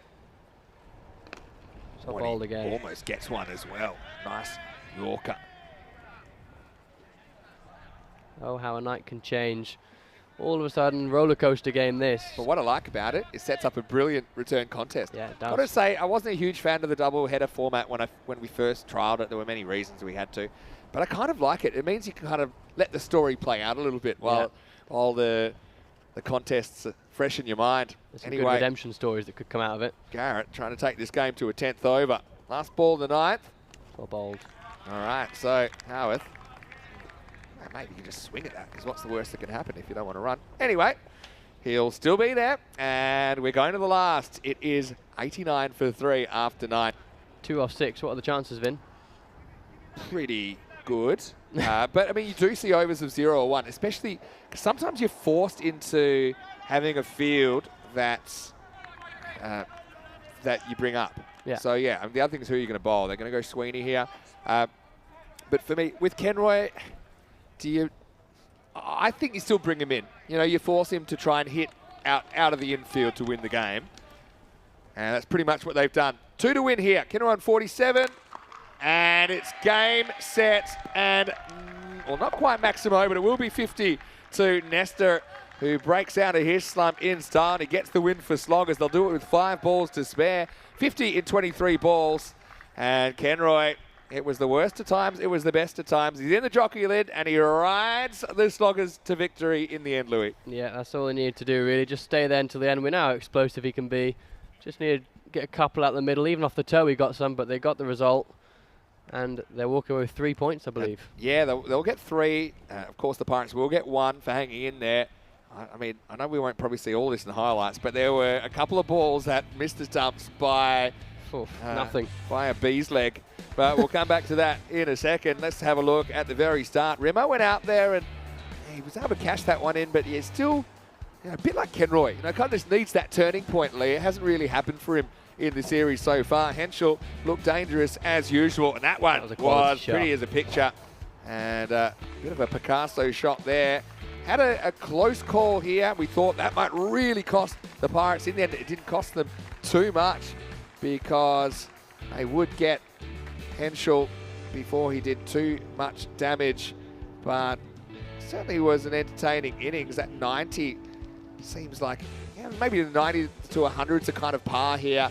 Rimmer was a bit unlucky to play on. The inside edged it onto his back leg. And then Henschel went. So Garrett with that 2 for 2 really turned this into a contest. Yeah, it was a big over that. 2 for 2, changed the whole game, turned it on its head really. I mean, before that, no one would have given Pirates the chance of really even taking it to the 7th. Never mind getting anywhere near finishing it. But, you know, Hancock came out, Kenroy. This was a comedy of errors here. Just missed all 3. Played out for a corner, essentially. Yeah, Richie was called into action there. But I suppose that's what makes this tournament so interesting as well, is that turning point is only ever a wicket or 2 away, and it can completely change a game. We do see some epic collapses here in Gibraltar, but then Kenroy went full beast mode, didn't he? Almost like the Incredible Hulk, just kind of ripping the top off and ripping the top off the game as well. Started whacking Garrett out the ground. Garrett fought back late in the 9th to get Hancock, but the 10th over would only last 1 delivery. Kenroy brings up his 50 with that boundary as well. Hit 5 6s, 4 4s in there, bringing up his 50 off 23, and he gets Sloggers home. But yeah, it wasn't particularly convincing early on, but that's that bit of luck. Probably had more than a bit of luck in the start of his innings, but there was nothing lucky about some of those balls that were disappearing out of the ground towards the end. So Nestor leads the way with his half century. Once again, I've got to say the bowling team pretty good on the extras. Just 1 no ball and 2 wides through the 9.1 overs. Support rolls for Hancock and Henschel. Rimmer did get 7, all 3 wickets bowled by Mark Garrett. So yeah, Mark, he bowled pretty well, but he just kind of lost it for 2 or 3 deliveries, didn't he, there to Kenroy? Although they weren't the worst deliveries, just some really good batting by Kenneth. Yeah, exactly. I mean, we talk about turning points for bowlers. Turning points for Kenroy was probably those 2 6s he hit, and then Garrett's misfield with the foot. Yeah. And then that's what turned the game really on its head. Stomp are a very, very good percussion band. They do some good things, but they're not a great way to field. I will say that. Looking at the bowling figures, Garrett stole the show with 3 for 22, but just kind of blinked and went off the ball there, didn't he? Apart from that, Reyes, pretty good shift from him. None for 13 off his 2 overs. And yeah, apart from that, Giannani Not a bad shift from him as well, none for 15. So we'll take a break. I want to say a big thank you to you, Louis. Thanks again for filling in for an innings. You enjoyed it? Yeah, really good. Next time I see you, I don't want it to be in here. I want it to be out in the middle tomorrow night. It will Feeling be. good about your match? You play rugby tomorrow night, right? Yeah, well, we'll see. You know, fun format. Go out and have some fun. I like that. Let your cricket do the talking. So Louis is going to step out. I'm going to take a bit of a break as well, because after the break we'll have Corey Ruckers from the ECN studio. But I will take you into match 12 in around about half an hour. Till then, it's Vinny Sandy, Mr. Maximo, with young gun Louis the Bruce. And we'll be back on ECN for more cricket after the break. You're watching Cricket from Gibraltar. This is the ECSN.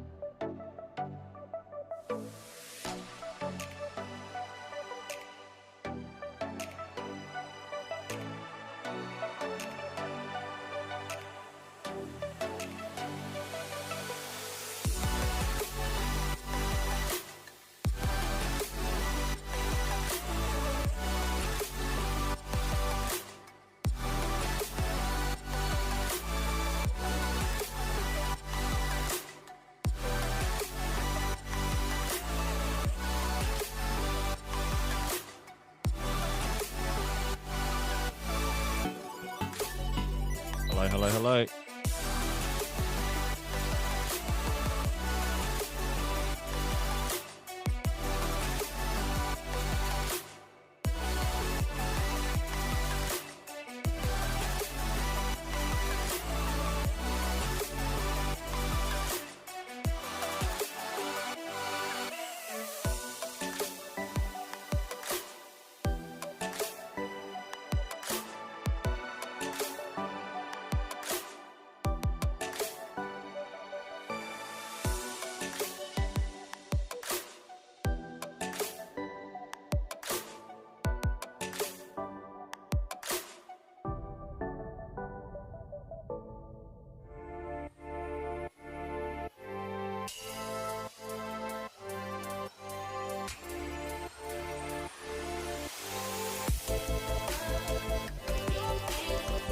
Hello.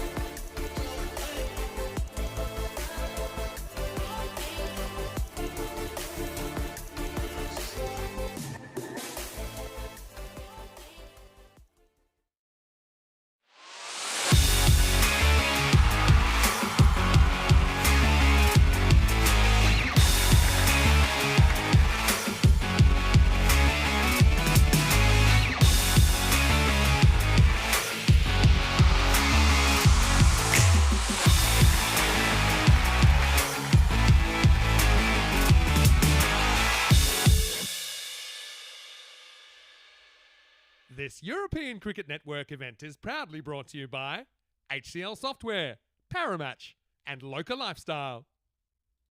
Hello and welcome back. Great to have your company halfway through the action here on night 6 in the ECSN Gibraltar. Coming up now, we have the return clash between Pirates and Sloggers. It is match 12. Let's see what happens at the coin toss. A little bit earlier, Tyrone Peters was out in the middle with the two captains. Pirates to call. Watch out. Tell us it is. We'll bowl first. They're going to bowl.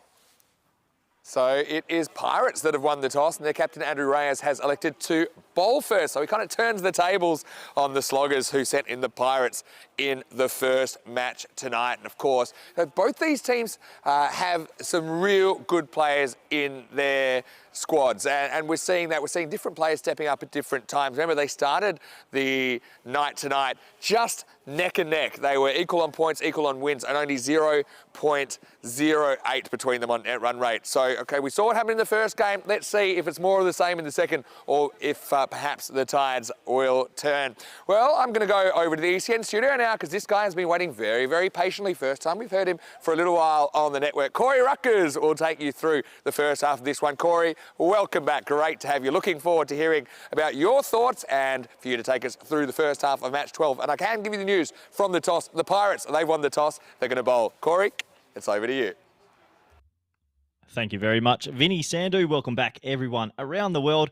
One more game today to close it up. It's been an exciting day of action on the ECN, and I'm live from the ECN studio after a bit of a hiatus. It's good to be back, and happy 2024 to everybody out there. We have a quick look at the lineups, and well, Pirates versus the Sloggers. We just watched them. It was Kenroy Nesta with the jockey lid. He hit a 50 in the previous game. Player of the match got him over the line for the Sloggers. It's going to be the roles reversed this time as the Pirates have won the toss. They've elected to have a bowl. And to me, after watching the previous game, it's going to come down to which team can handle the spinners the better. A lot of spin in Gibraltar, and it's a good surface. If you can get yourself in, get some runs on the board, maybe you'll be able to defend it. And I think Sloggers go into this one as slight favourites. So it's great to be back. I hope everyone's doing well. I've watched a lot of ECN cricket over the last few days. Great to hear Rico and Charlie doing well in Cyprus as well. We have a look at the supercomputer, 61% to the Sloggers, 39 to the Pirates on that question mark of a screen. That's interesting, isn't it? Sort of like the Austin Powers Guess Who screen. Yeah, 61% for the Sloggers. Looking forward to seeing how this match eventuates and who will get the chocolates in this one. Umpires have made their way out to the middle as we're almost set to go. Having a look at the field here, it's a pretty traditional T20 field. You see with deep mid-wicket, deep mid-on in place. A lot of T20 teams will start with this, and this is starting to become a bit of a thing in T10 cricket as well, using those T20 angles. And you can see there's deep mid-on, there's deep mid-wicket, and when you start a spinner, traditional. So we're almost set to go. It's going to be Rimmer on strike, Henshaw at the non-strike, then Reyes with the ball in hand. Here we go, ball number one. It's a little inside edge, and they'll scamper through for a quick single, and they should get there pretty comfortably in the end. So that'll be the first run to Rimmer, and probably been a little bit down in form so far this series, Rimmer. We know how dangerous he can be. If he gets himself in, there is runs to be had. Henshaw on strike now.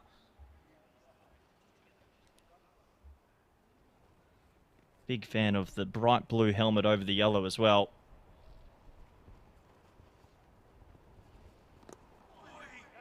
Very gentle delivery as it's jarred out to short third. Well fielded there by the man on your screen. That's Richard Cunningham doing some good work. Big smile on his face. Always good to see the players enjoying themselves out there on a pretty beautiful night in Gibraltar on the Rock.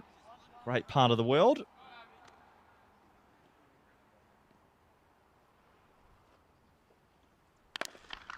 Another fly delivery, skews away over the offside, gets enough wood on it, and that'll be the first boundary in this T10 match. Just enough bat in the end. And the local toss, the bat turn in his hands here. It was skewed, wasn't it? But enough wood on it. That will go away for four. First boundary in this match. And give me an opportunity to say hello to all the viewers. The YouTube chat is blowing up. Hope you're all doing well. Hope you had a great festive season. Ready for a very, very busy 2024.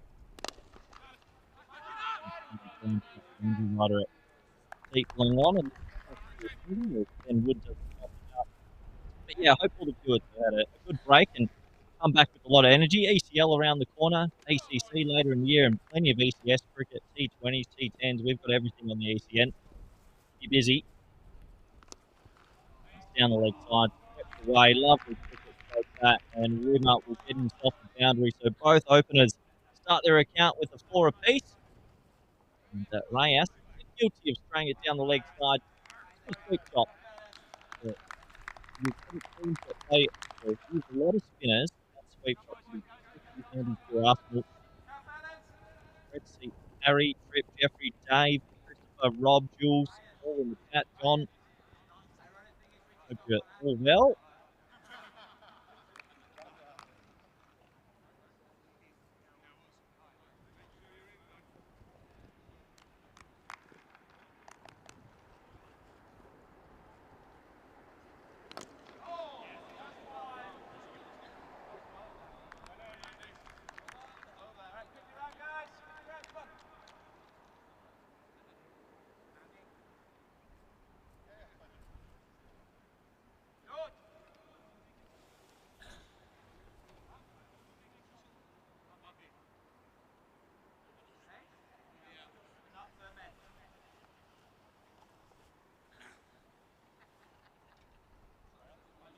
one European champion.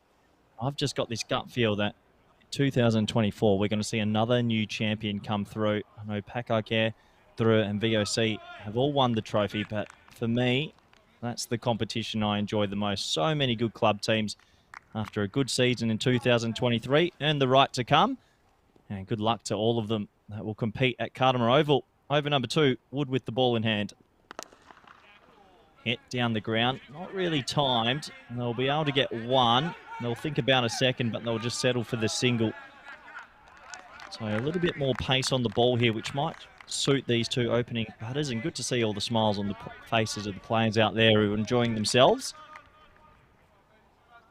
It wasn't timed too well from Rimmer. Good aggressive running, but just the one. Past score been around about that 100 mark during this series.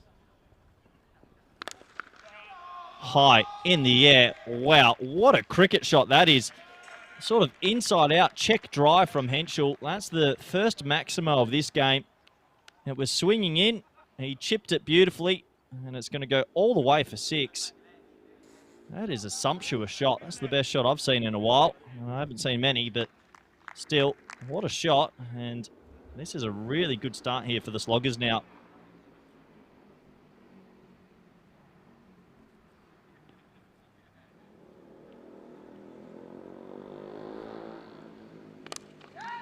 Down the leg side this time, clipped away over the leg side. One bounce and just a single. Yeah, look, we are from in the ECN studio. Obviously, always trying to tinker with new things on the ECN. And first time this year, they put me back in commentary school over the winter. And they put me in that cold Swiss office and turned all the heating down. So that was a little bit worrying. But no, it's been very fun back in commentary school for the winter, that's for sure. Short and wide, and that's a play and miss from Rimmer. Good glove work, actually. Making sure no buys sneak through. Looks like the graphics of it all updated as well. I'm not sure on the XS. The expected score, that is, I'm being told. 116 at the moment.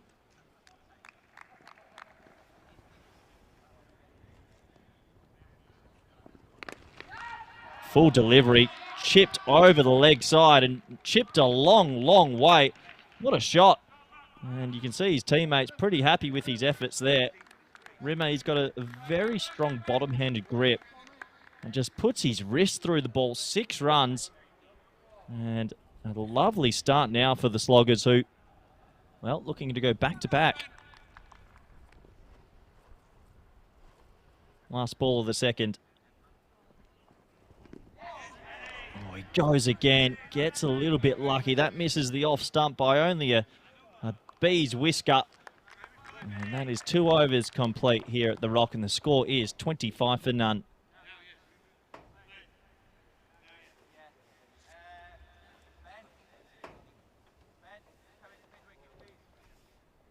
Having a look at the all-important table, and well, with the points changing this year, 4 points for a win, bonus points coming into it, does keep all these teams somewhat alive in the competition. I do like that initiative from the ECN, and Sloggers, a win here, a bonus point at least, minimum, and they'll go to top, and it could be vice versa also for Pirates. A good performance here could get them to the top of the table as Sweeney has the ball in hand for the last over of the power play.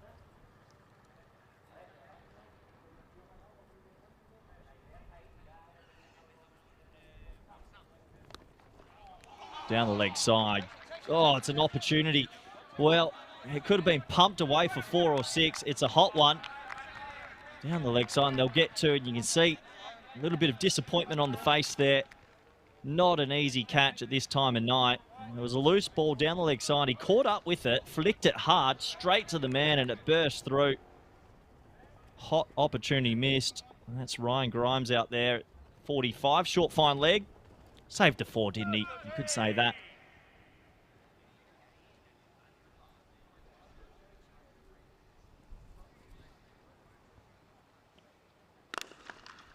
A little bit of a way swing, if anything, and it's driven hard down the ground. Good bit of fielding there. It's Andrew Reyes at deep mid on that did the tracking. Throw comes in. Oh, a direct hit there, and there's a collision. Well, it's good to be back on the ECN. It all happens. I reckon direct hit. He's probably in a bit of trouble. High fives all around. Body on the line stuff in Gibraltar. Let's have a closer look. It was a lovely stroke. Reyes doing the mopping up from deep mid on. Taps it back. Bit of teamwork.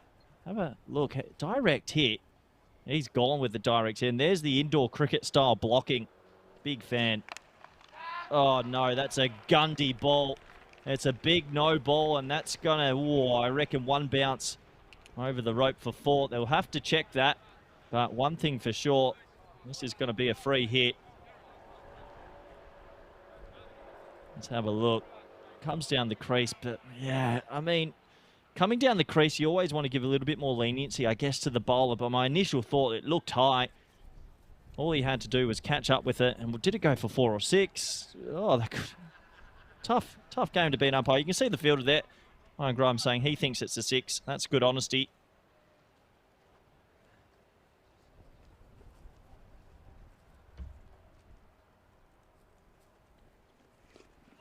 Down the ground, that's great bit of keeping. Harry Pyle, yes, no, maybe, direct hit, bit of trouble.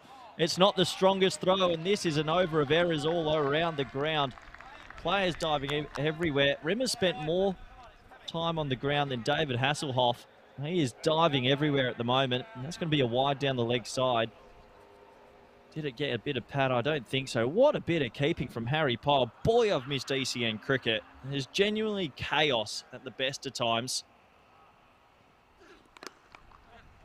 There's a little bit more of a traditional cricket stroke as the hands on the hips, and it's gone through the gap for 4. Can you believe it? Just goes to show that in this format, you don't always have to be brute power. That's gorgeous, isn't it? A bit of VVS Laxman about that, just knocking that into the gap through backward point. And 4 more runs. I'm enjoying this from the ECN studio, and it's a great time to be back live on the air. 40 for none now of 2.4. Expected score 127. That's well over par. And after playing one of the most beautiful shots you'll ever see, Henschel goes back to the older traditional slog. Play and miss. But yeah, if you've got any questions in the chat, feel free to jump in. I'm only on the first innings tonight. Vinny Sandu, Mr. Maximo himself, will bring us through the back end and wrap up another successful day in the ECN universe. Sweeney just trying to get out of this over and not let it go magical.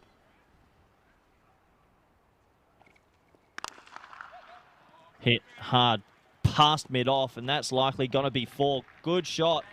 Mid-off was a little bit wider than you'd probably want, and the captain, Mark Garrett, has remonstrated with him. You can understand why.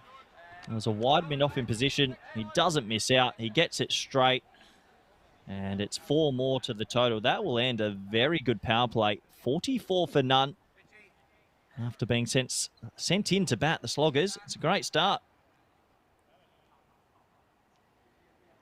11, 14 and 19. Well, for me, after watching some of the scores last year, I just think 2024 is going to be another run season. Can bowlers find a way to execute in this T10 format? The batting of all players around Europe seems to have grown so quickly and so fast, as it looks like Rimmer will be back on strike. Over number 4, the field spreads.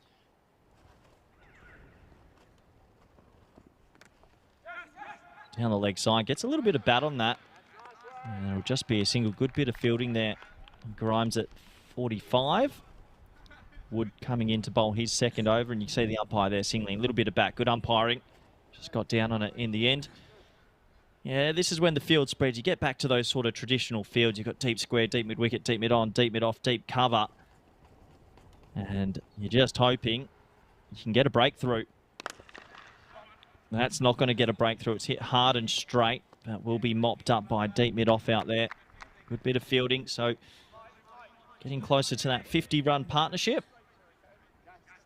But yeah, what a big year for European cricket. Very exciting indeed. So many big events. It's an ICC qualifying year as well. So all these nations around Europe be playing a lot of T20 and T10 fixtures, getting all the players in some touch, hopefully. Well bowled. And it's full, it's straight. He skews it out to the offside this time, just for a single. It's not a bad length, though. Harry Kershaw with the question. Will we see MVP Hamza Salim Dar back at the ECS Spain? Yeah, hoping so. No, Hamza's quite busy. I believe he might be playing in the UK this summer, Hamza Salim Dar. Very exciting for him. The club's been in touch, so hopefully he gets to spread his wings and play a bit of club cricket overseas. Spliced in the air and it's in the gap. That's going to be 4. And that's going to be the 50-run partnership. It wasn't the most conventional stroke. Henschel looking to hit that through cover, but he skews it away. And it will go away for 4. Have a look there. He's got that high bat lift, a bit circa Adam Gilchrist style. Both hands at the top of the bat. But 4 to the total, 50-run partnership. And this is a dream start after being sent in for the Sloggers.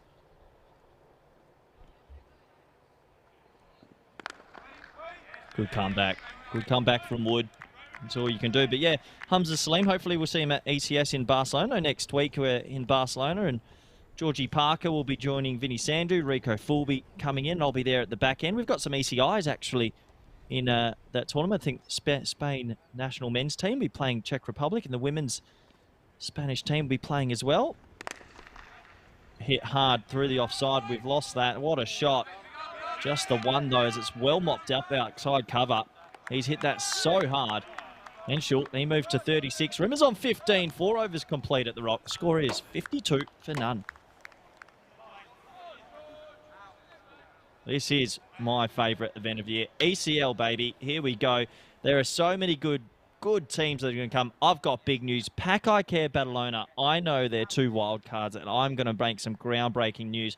Daniel Doyle KA, he is coming back for Pack Care Badalona. And big wild card coming in, Sebastian Brut, the Dutch-Netherlands T10 skipper, will be playing for the Spanish champions. So look out for them.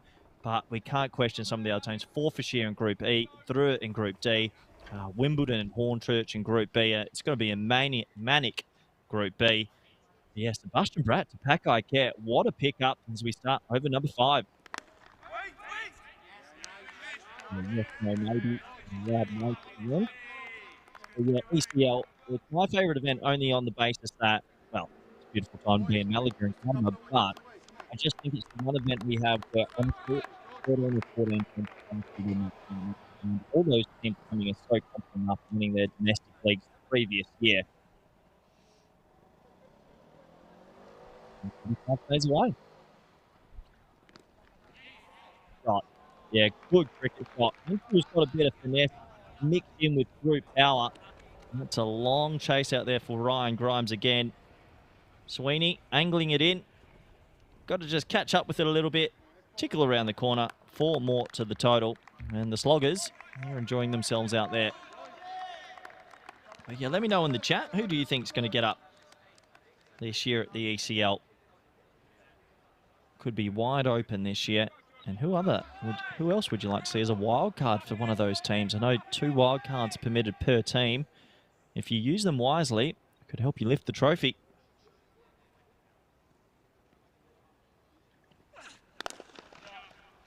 Oh, bowled, but an even better response from the batting. Oh, Henschel. Well, after playing a deft little flick off his legs, this time it's just brute force.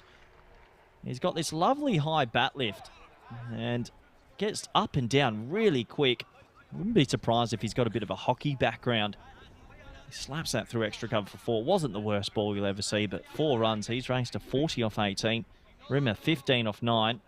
Expected score 129, and you wouldn't put it past them at the moment.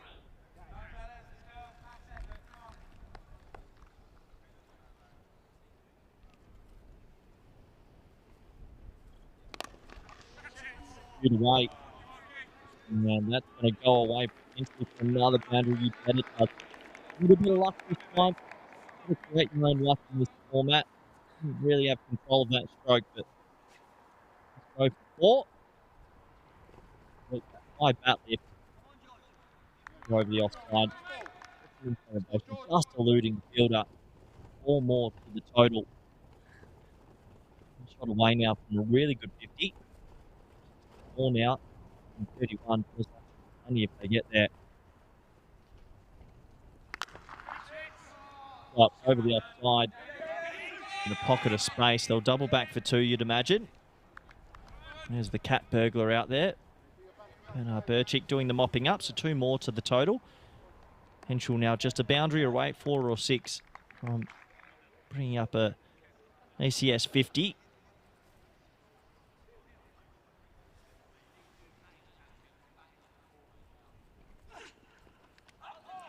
That won't do it. Was there a little bit of bat, or is it going to be signalled leg by as we look to see what the umpire signals?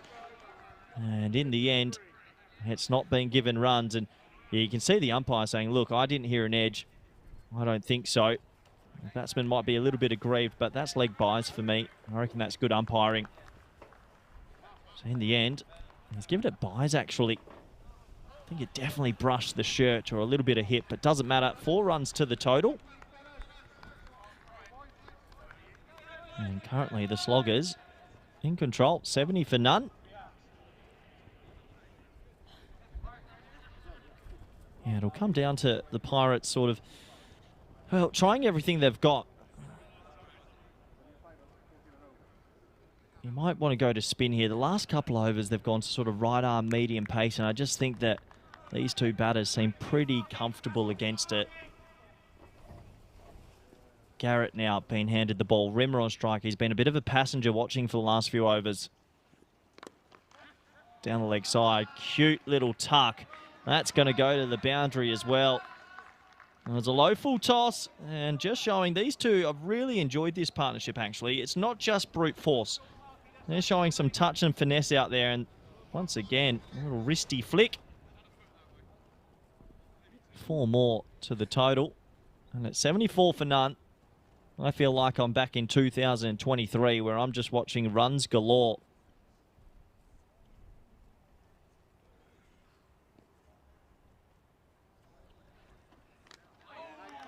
Shorter ball outside the off stump, well kept from Harry Pyle.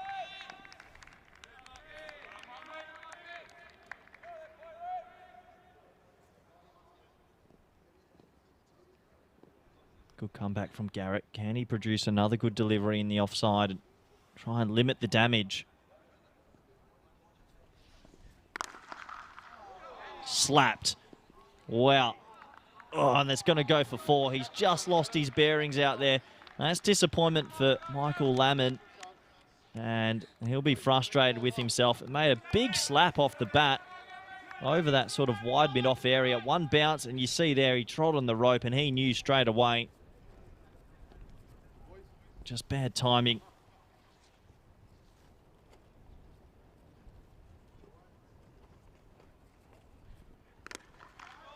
Pulled away this time. Doesn't have enough legs to clear the rope. You betcha. I reckon that might have just carried over.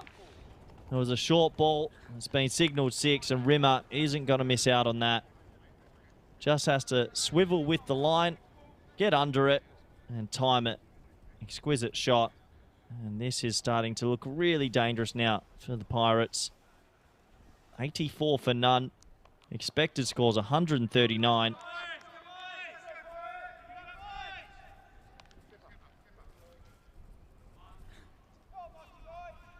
Yeah, where do you go from here? Maybe if you've got a spinner or you've got a left arm seamer, you might ask them to come on. Not easy when you run into 2 players that are just in full flow.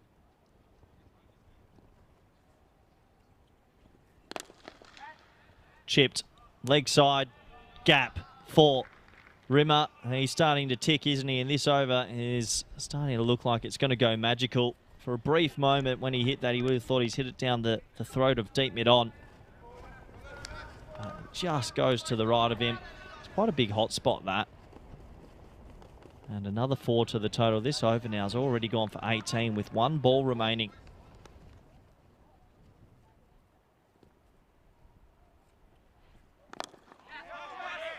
And I think Rimmer does the old, wouldn't mind facing another over as he a big smile on his face. He knows might have hogged the strike there. The over won't go magical. I'll go for 19. 6 overs complete here at the Rock, and the score 89 for none. A couple of people in the chat. Hope everyone's well. Yes, Dave, obviously from the ECN studio for the first time. We're going to work out all the kinks and all the little things to make this work. And you can see there, this isn't a night where you want to be a number 6 or 7 batsman, because at the moment, it's just the 2 at the top are having some fun at the crease, and they don't look like being dismissed. Good signs for the Sloggers. I think in the second innings, you'll see an array of spinners come on as well. Looks like it might be another bowling opportunity here for someone else to potentially take a wicket. Oh, it's gone underground. Not much bounce there. He goes with the old football stop. That's pretty good from Ashish Gyani. So pace off the ball. Can he take all the air out of it? Hope he hasn't hurt himself. A little bit of a rub on the knee. There's that favoured sweep shot from Rimmer, but catches up with him. And isn't it funny? Just a little bit of a change of pace. It looks a little bit innocuous, this bowling, but change of pace, and Rimmer not being able to adjust just yet. Edged away over the short slip, and well, does it have enough top spin on it? You bet it does. 4 more. Wasn't conventional. The Sloggers, it seems to be all running their way at the moment. I just slapped that over wide extra cover, and you can see the dismay on some of the Pirates fielders' faces. Nothing's gone their way. Maybe if the fielder was back on the ring, would have had a chance, but they put him up at none for 89. It was risky. Austin Port.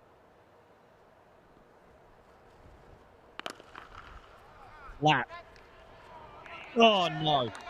Well, he slapped it hard, and then Ben Wood got 2 hands to it.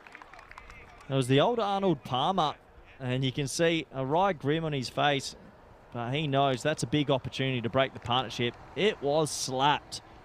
It's hard, it's flat, but it's in, it's out. And now this one down the leg side, straight to 45. This has been a very good over from Gyani. Doing his job here. Pace off the ball, could have had a wicket. Just pegging back that run rate a little bit.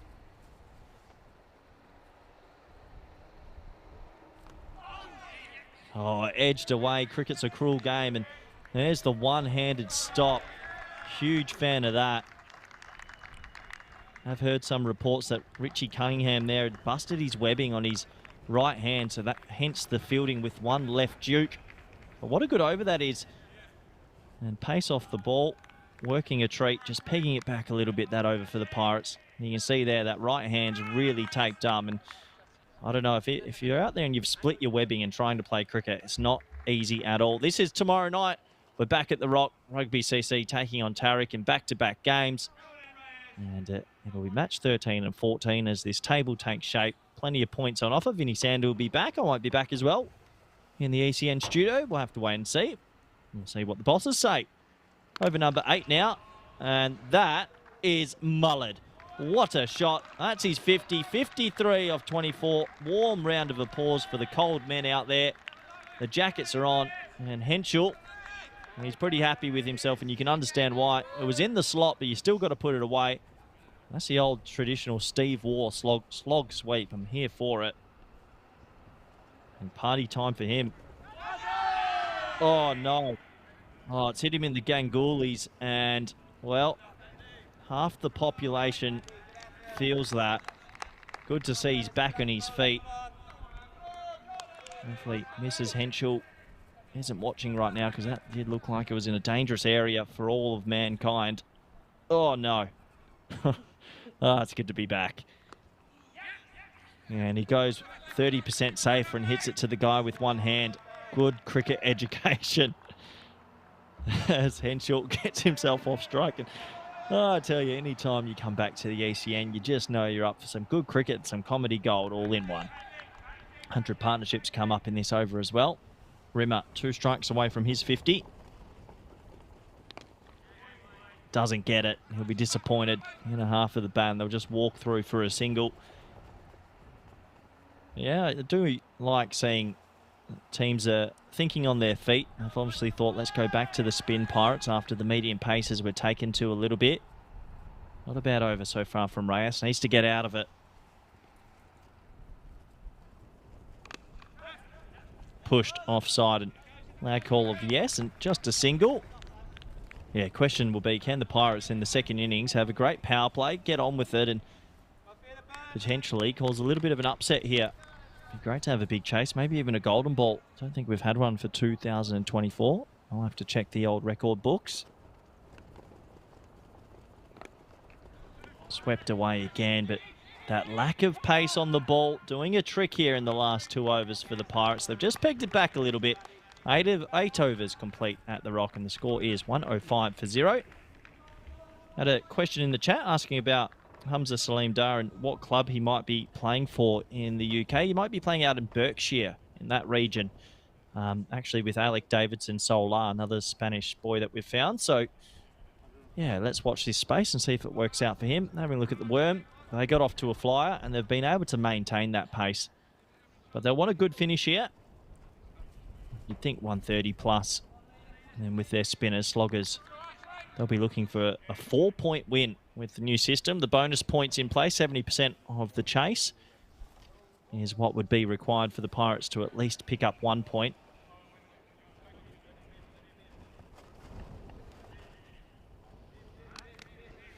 Just a slight delay as they make some adjustments to the field. All set to go. Over number 9 beginning. Top edge in the air. Dropped. Oh, no.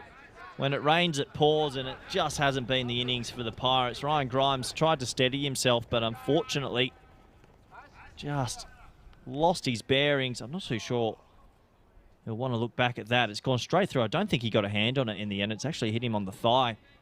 So that'll go down as a chance, and looks like slight delays. Henschel was calling for some gloves. Probably a little bit sweaty out there. He is on 55 off 27. Not the warmest evening. Looking about 15 degrees local.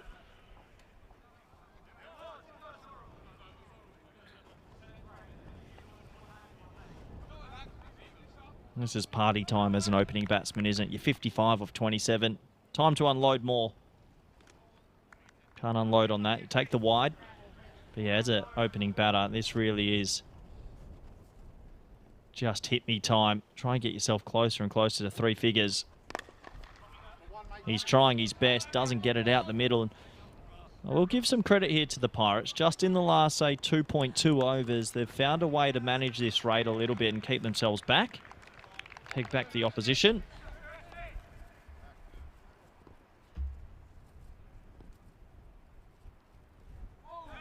And that's going to be a big wide, and they'll get a couple of extra runs here. Just the one, actually, is the one-handed bandit does the fielding.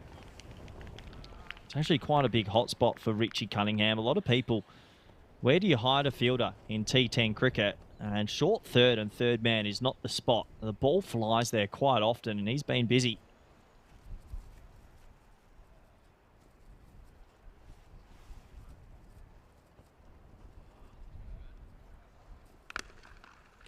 Shot. Oh, he's almost stopped it as well for an amazing catch. It actually carried to him just. It was a lovely shot. And you can hear him say, I actually picked that up in the effects, mate. It nearly held onto it. It flew. And yeah, carried all right. And oh no. Oh, that's great work from Spring Productions on the second look. Next ball. Hit away, and what a shot that is. 6 more runs to the total. You could just hear it off the bat. But he gets a life. It was a hot chance. Next ball, cashes in. 6 more. Get a good look at that on the replay because he really mullered that. I think the Pirates, it's been an innings of what-ifs. There's been 2 chances of late and some sloppy fielding.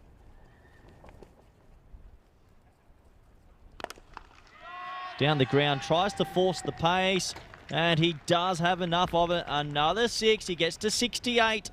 There's still 1 ball left in this over. And that's not a bad way to play the loopy spin. Come down the ground, turn it into a half volley, generate some pace. After the drop chance, 2 big 6s. Make that 3 big 6s, and that's the shot of the match so far. Over wide extra cover. Comes down, hockey slaps it. It's back to back to back. 666, over complete, 128 for none off 9. And I'm having flashbacks to 2023 where runs just dominated. Having a look at those bowling figures. Ben Wood, not bad. You're taking an economy of 11. Same with Reyes, 10. But the other bowlers have struggled, and that's why the score has really ballooned out.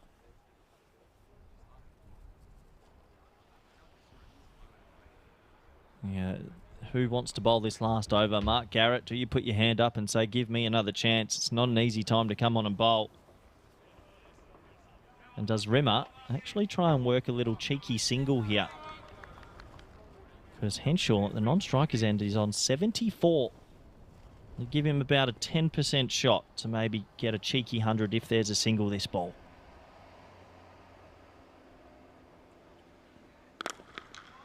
Shot. Well, what a shot that is.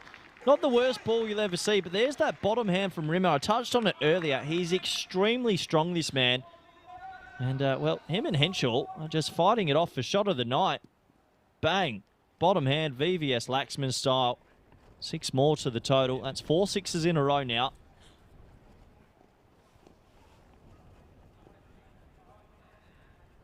Not an easy time to come back and bowl your second over, that's for sure.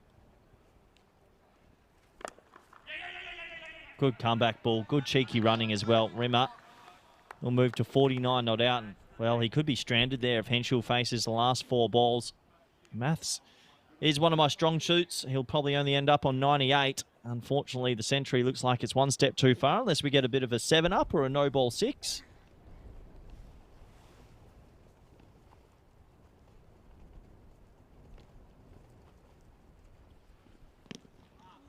Oh, he misses out. He really misses out.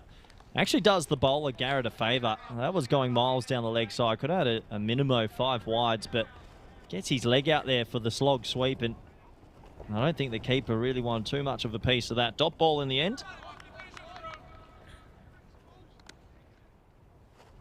135. What a partnership.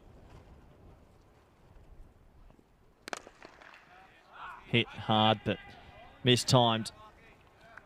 Gets out to deep mid on pretty quickly, though. Just the single. So Rimmer will have a chance at a milestone. You got to think he does deserve it. Hasn't been his tournament so far with the bat, but an opportunity here to bring up a personal milestone. 1 run will do it. Don't think he's thinking about a single, though. He's thinking Maximo. Does he have enough? Oh, you betcha. Shot, and there it goes into the work vehicle. That's a tradie's worst nightmare. There's his 50, and look at the David Warner-esque celebration. It means a lot to him, playing on the rock, and he brings up a 50. Another raise of the bat. Rimmer's going to go home, and he's going to enjoy watching these highlights as he smashed that into a secure white van, and someone's going to get a bad surprise in the morning when they go to work and check out their car. There it is. David Warner, eat your heart out. He is pumped with that 50. Last ball of the innings. Oh, what a time to think about a man cap. Just when you want to bring it back and try and peg him back at 142 for 1. What an option. And Henschel's giving him a spray, and I'm here for it. Oh, I love the ECN studio. Sign me up. Last ball. Nope. I knew I put the kibosh on myself there. Should never have said last ball. And they've taught me that in commentary school, not to get too carried away. And Garrett and Henschel are having a few words with each other about that attempted man cat at 142 for none. It's a brave option. Decides to come around the wicket now. Will this help? Last ball. Oh no, I've said it again. And good delivery, Garrett. He'll get away with that. That will end the innings. That will end the partnership. No wickets down, I swear. Anytime I am on the ECN, I don't see wickets anymore. I just see runs. Good to see that sportsmanship, though. As Garrett congratulated Rimmer. And those 2 men on your screen, well done. 55 and 75, a partnership of 143. And you would have to imagine that the Sloggers will want to push for a 4-point win and keep the Pirates under the bonus point permutations. Let's have a look at the highlights. And, oh, there's the man, Richie Cunningham, with the one hand. And, well, he got to stand there at short third and watch some sumptuous shots. This man was enjoyable to watch. Henschel partnered up with Rimmer. And, to be fair, they hit it to all parts, didn't they? The bowling effort wasn't bad, but sometimes you've just got to applaud the batsman. And the effort was there around the field, that's for sure, saving 4.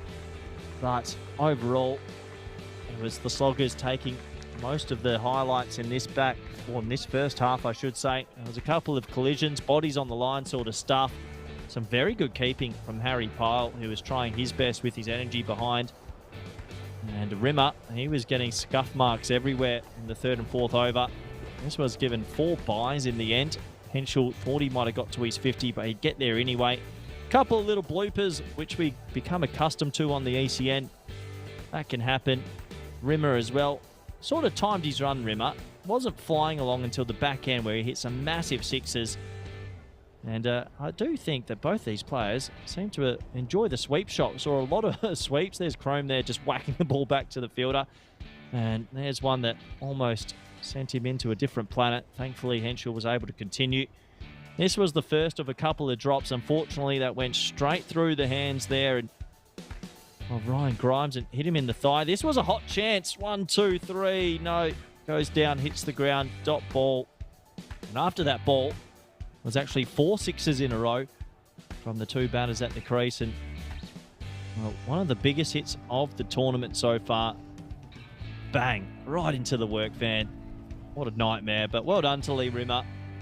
Brought up his 50. He was happy. Good to see the sportsmanship out there at the Rock. All the teams enjoying themselves live on the ECN, and a really good partnership to start this one off. Let's have a quick look at the scorecard, shall we?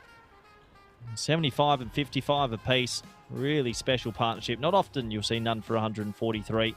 13 extras in there, but overall, those 2 men on your screen, Lee and Dylan, have done their job. And well, if Stanley Holworth, he would have had pad rash. He was listed at 3, didn't get a chance.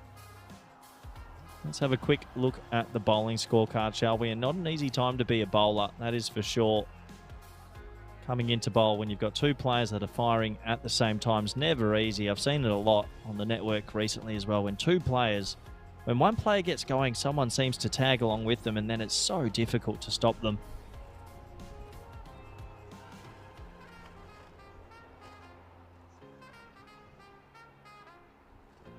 So just wait for that bowling scorecard to come up for you.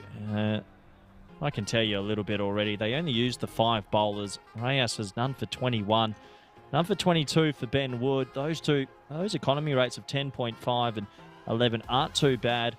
And overall, the other 3 going for a few too many. Well, that's me done from the ECN studio. I know there was a couple of little complications, but seems to be pretty smooth. Hopefully, I'll be joining you again soon enough. It's been fun to be back on the ECN for a little taste. It'll be Mr. Maximo bringing you back for the all-important second innings in around about 10 minutes. Tune in, and it's a bye for now.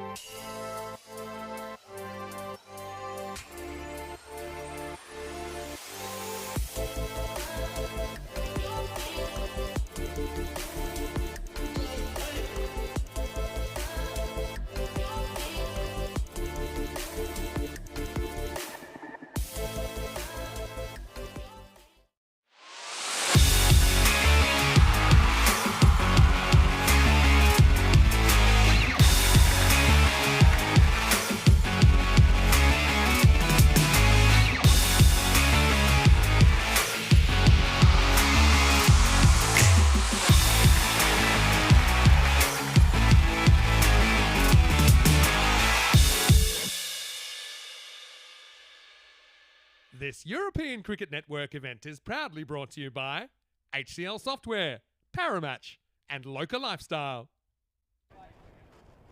Hello and welcome back. Great to have your company. We're back here at the Rock. Vinny Sandy, Mr. Maximo for ECN. We're heading into the last innings of the night. Corey Ruckers took you through the first half from the ECN studio, and, well, like you, I watched Sloggers crack 143. It wasn't all slogging either. That means that they can get a 4-point win if they can restrict the Pirates to, bless you, to 100 or less. Pirates 101 to keep their point. Of course, 144 will be the target for the victory. So, I know that a lot of people enjoyed hearing Corey for the first time in a while, and very good that we're looking into those kind of solutions. With the schedule the way it is and with the calendar the way it is, it's getting so crazy, and we might need to have a situation where we've got people commentating in 2 countries at once, and these kind of things, the way things are going. Anyway, Harry Pyle out there to open the batting, but it'll be Reyes, I think, to face up first. Many sound to hear Mr. Maximo for ECN, and I've got a special commentator again. It's not Louis, he stepped out for a little while, but I've got a guy here that's been doing some pretty good things in the series. Introduce him in a moment. Right now, it's going to be Bakari to open the bowling in this one. Starts with the ball down the leg side. Crom can't make the stop. It is, I think that's stopped. I actually think he kind of is on the line, but not the rope. The line's not really part of the cricket field, so this will be an interesting one. Let's check it out on the replay. Try and freeze at the moment, he kicks the ball, but for me, it seemed okay. I don't see the rope moving. Yeah, I think that's just going to be 3 wides to get us going. It's funny there, it does hit the line, but the line doesn't exist. Oh, pretty close. He's gone. And Reyes going to have to go. Got to say, I know it does nip back, but he was trapped on the crease. He didn't really get his stride in there. And Reyes is going to have to go with the first legal ball that he faces. That probably doesn't tell you the whole story. Got to say, I had it hitting live. Where do you see it? Yeah, that's not missing for me. It's probably crashing in the leg stump and a fair piece of it. So Reyes, well, unfortunately, he'll be chased off by Golden Derek. But there's a good bit of seam bowling from Bakari. We'll probably look at it one more time. It does dart back. I don't know. For me, I think it's more likely to hit than not. Let's have a look at it one more time. Nips back. I just don't see that missing, if I'm honest. But he might have another opinion in the end. There's no bat in it, and he seals his own fate. Vinny Sander here, Mr. Maximo, and I've got another Turret player to join me in the commentary box. It's been a bit hectic so far. Sweeney coming off a duck himself. Won't score here. Joining me from Turret is Kabir Mirpuri. Cabs, how are you tonight? Hi Vinny, thank you very much for having me. Yeah, I'm doing brilliant actually. Riding high, top of the league, obviously. Yeah. Doing really well and enjoying that at the moment and enjoying a little bit of a rich vein of form. Yeah, well, you do say top of the league. Might have to give you some information at the end of the night. This one really gets up from Bakari. Yeah, so after that, we'll actually see the table pretty shortly, but yeah, Sloggers with that 3-point win. They do now tie you on 11 points, so as long as they get at least 1 point out of this one, then you probably won't be top of the league at the end of the night. Having said that, you do have a couple of games in hand. You've been playing really well yourself. Obviously, you made your first ECN half century last night, right? You must have felt pretty good about yourself then. Yeah, I can't lie. Definitely watched it back several times. I bet you did. Bet you were late for work. It's Bakari. Delivers it wide. Yeah, definitely. Yeah, enjoying the tournament obviously as we all always do, and very happy to actually be able to perform when put in a score with the bat. Obviously, I'm known for usually being a bowler, so Yeah, no, I was really impressed with the way you batted, and you seemed to get more and more confident as the innings went on. This one's more tough work for AJ down the leg side. Concede 2 wides here. Yeah, but what's it like here? How much night cricket would you play? I know the social league here. Is it Wednesday nights? Is that when you have it normally? midweek works during the week, Mondays to Thursdays. Okay. So there's matches throughout the And they're whole under week lights typically here. So second innings more likely, Yeah. because it starts an hour earlier than these games are starting. Well, 45 minutes earlier, starts at 6 o'clock. So you do get a bit of practice, the players here under the artificial lights. This one's zeroing in at the stumps. Pyle makes this his first ball and gets off the mark. Yeah, so as a team, Tariq obviously played pretty well in the first series, made it all the way to the final, topped the table, but then couldn't quite get over the line in the final. It's a bit of a history, isn't there, of teams that have topped the table not actually taking the trophy away. As Bakari comes in, there's been another wide, so he hasn't been able to control the swing all the time. But that's what makes it so exciting. I think the fact that you guys all, sometimes you're playing with each other, sometimes playing against each other. It's a very strong cricketing community and a strong, it's kind of a team spirit about Gibraltar cricket. Yeah, there's a very good community spirit. Yeah, and as we say, even when we're coming up, and just as we see Jay running in here. Wow, this is hit up in the air. Sweeney, he's on a pair. Oh, and he would have been gone too. I mean, it was a tough catch, to say the least. It was miles in the air, but couldn't rein it in. That's Junaid down there. This was a real steeper. Sweeney can breathe easy. He has his first run of the night, but it wasn't convincing. He made the ground to get there, but unfortunately just not been able to grab on, latch on and keep it up in his hands. 11 for 1. Quite straight. Close as well. Straight, That's yeah, out. straight. And so this one beats the outside edge of Sweeney, who got lucky the ball before. He gets his only 2 runs of the night off a drop catch. This one actually goes the other way. Certainly to... Yeah, I think that's out as well if there's no bat in it. That's straight. It seemed to go stump to stump, so the umpire's being kept busy, and Sweeney goes as the second wicket, and it's 11 for 2. What bowling by Bakari. Amazing, because he brought everything back left to right. That one went the other way. He likes it, and so do his Sloggers teammates. I've got a few questions here as well, Kabir, from our wonderful community. And the first question is from Dave, who's watching from France. He said, what's it like playing on an artificial ground? I mean, you guys are kind of used to it, right? Yeah, we've always played on an artificial ground. The brilliant part about it now is that we've obviously got a lovely outfield, an artificial outfield to play on. We used to play on gravel, as everyone knows, back in the day. Yeah. But no, it's good. We're quite used to it, and we enjoy it. It's better than some of the other.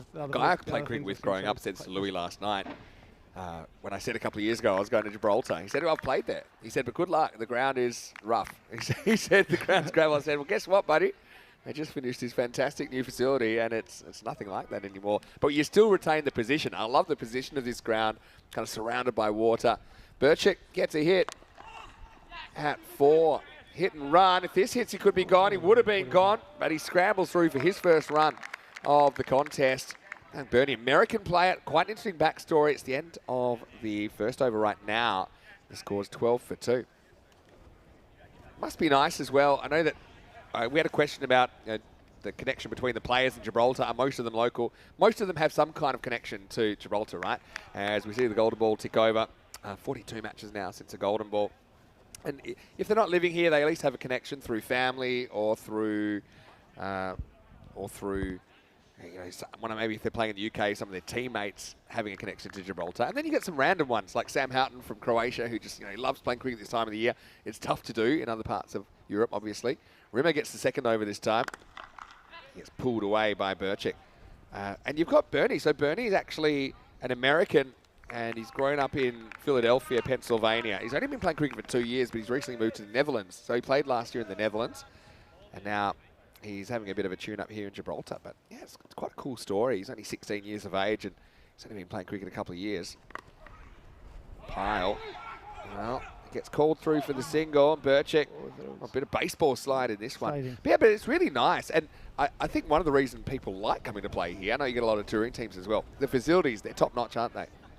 Yeah, the Europa Stadium obviously being a multi-sport stadium, obviously, and also having dormitories for people to stay in helps for people to come over, obviously, and use these facilities that we've got. It's actually brilliant. As you say, mentioned the surrounding.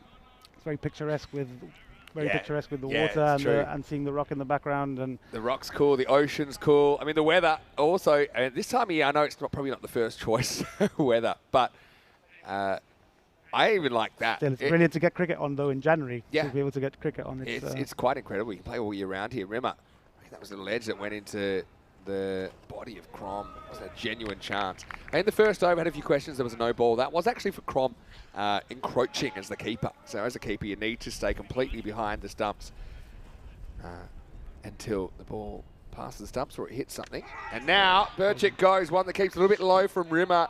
So off spin has kind of been the go-to. And you know, you're happy about that, Cabs, but it's Lee Rimmer this time that breaks through. It's a third wicket down on the Pirates, 14 for 3. As an off spinner, just to say, it seems that the balls are just coming, skidding on now. It's been a bit of a pattern with the dew, probably. Yeah, a bit of a pattern the of first these. game we played, it was quite. The ball came on and it was quite bouncy, but now it just seems everything seems to be staying quite low. I think with these balls, when they're pretty shiny, you see, it's well, Lee Rimmer likes it. It goes kind of dart style in the celebration. But these balls, when they're shiny, I think it's partly to do with the fact that if it hits the shiny side, it does skid on. If it hits the seam just in the kind of random rotation of the ball, it might grip a bit. So I think we've seen some very good players go in that way. I mean, Ian Latine got out that way early in the tournament. There's been plenty of examples. But off-spinners, I think one reason I think they're having a lot of success, they're bowling a lot of balls that are hitting the stumps. So with that little bit of variable bounce as well, a lot of batters are trying to pull these deliveries. And very much you miss, I hit, basically. Yeah, when your number's up, your number's up. As we see Nishant Joshi getting a bat, and nice little shot first up. Gets off the mark with one. So for me, the way things are going, that 144 is looking a long way off. Maybe they could scrape to a point. They need 101 to do that. Right now, it's 15 for 3 after 2. Well, Kabir, tell us a little bit, because we've seen you playing for the national team as well. Were you born in Gibraltar? What's your history? How long have you been playing cricket as well? Yeah, Gibraltar, born and bred. Born here, 1987, quite 36 years ago now. Yeah, started playing cricket when I was about 12 years old, played through the system, and obviously was quite lucky that here in Gibraltar they had a system for youth development and for different age groups. So played cricket right through under 13s for the national, for like the Gibraltar national team and all the junior teams leading up to the senior team. That's true. You know, I do like the fact that there's a bit of a culture of cricket here. This is going to be 5 wides, I think. Just sneaks down the leg side. Crom's a good keeper, but it's not an easy take. It was always kind of curving away from him, so some bonus runs there for the Pirates. See here, get a good view of it. I mean, he goes, but just a fraction too late with the extra swing of Bakari down the leg side. String down the leg side. Yeah, I mean, even the other day we were having a hit, and then the under-7s had practice. The under-7s had practice after us. They were actually quite entertaining to watch. Yeah, coaching them sometimes. When I have to fill in for the other coaches, it's quite a task to say the least. Crom's got some more work. But it's good to see the smiles on their faces and then trying to learn the game. It's quite a fun age, I'd say. It's not one of the crucial ages for their learning, but it's quite a fun age for them to be able to get out and swing a bat. And I don't know what Bakari's done there. It looks like he might have had some issues on maybe took one in the chops or something. I'm not sure. But yeah, it's all about kind of planting the seed of the love of the game. And I mean, one thing I've noticed with you as well, you do put a lot back into the game. Of course, you're heavily involved with the women's team as well. Yeah. Right? And of course, about a year ago, we had our first ECIW here. So you know, although Gibraltar didn't get a win in that, it was really great to see how the players developed during the week as well. And I know that you're working hard to give them a bit more experience as well. Yeah, at the minute, Avinash has taken over the women's side of the cricket with Samir. So we've got also, as you guys know, Samir. Yeah, of course. He does a lot of work. He does a lot of work down here. But so I'm working now with some of the juniors, with the under-16s and and the under 12s. But yeah, it's good to see. Good to see we got good numbers. We've got good numbers turning up at the minute, women's and juniors, and it's good to be able to give back a little bit to the cricket community that has given me so much, obviously through my younger years as well and throughout. Yeah, I just think that's really good and important. You give back, and obviously you've been doing that. Bakari looks like the snipers on the rooftop have taken him off, and this is not much better. It's going to be another 5 wides. And it's a tough thing as a keeper here. I mean, Crom's probably going to back himself to stay up, but he needs a bit of help from his bowler. This is a really good example. You can see he sets off, but it's a real tough one. If you're even a fraction late as a keeper there, it's very hard to block that line of the ball. So suddenly that 101 looking a bit more realistic, and they'll be helped with some of the extras. That's one thing I've noticed in my time watching cricket in Gibraltar, so let's say 2 or 3 years now. The standard's gone up a lot, and we're getting lots of comments about that as well. Just outside the line for me. Oh, but it could be trouble. Oh, well. He's run himself out here, Joshy. This will be an interesting replay. That looks like the Hancock zone. Crom looked like he might have actually flicked the stumps before the ball hit the stump set. I might miss that. So we'll have to have a look at it on the replay. The ball definitely hit the stumps, but it's a classic. Thought it was close. Well, I think that's all right. Yeah, so for me, the LBW is just outside the line, but he turns his back, doesn't really look at the ball or his partner. I'm not sure where he's looking there, Joshy. Yeah, I think, that shows it there. It is the ball that hits the stumps. Yeah, for me, it's pretty clear. And just a bit of an unnecessary one with Joshy running himself out when they just got gifted a bunch of runs, but he'll be the 3rd to 4. In fact, he's the 4th. Is that 3rd or the 4th? I'll have to go check my notes. But yeah, it is a run out. It will be the 4th wicket, I should say. And it's the 4th wicket for 27 for 4. That one kind of made it look a bit incriminating, but I think we saw from the other angle that ball definitely hit the stumps. Hey, so, we were talking about youngsters playing. So what is it about cricket for you? Did you have a family history in it? Is there a reason that you started playing in the first place? And what sparked that love of the game for you? Because obviously you're still playing some 25 years later, right? Yeah, that's correct. I think just love of the game.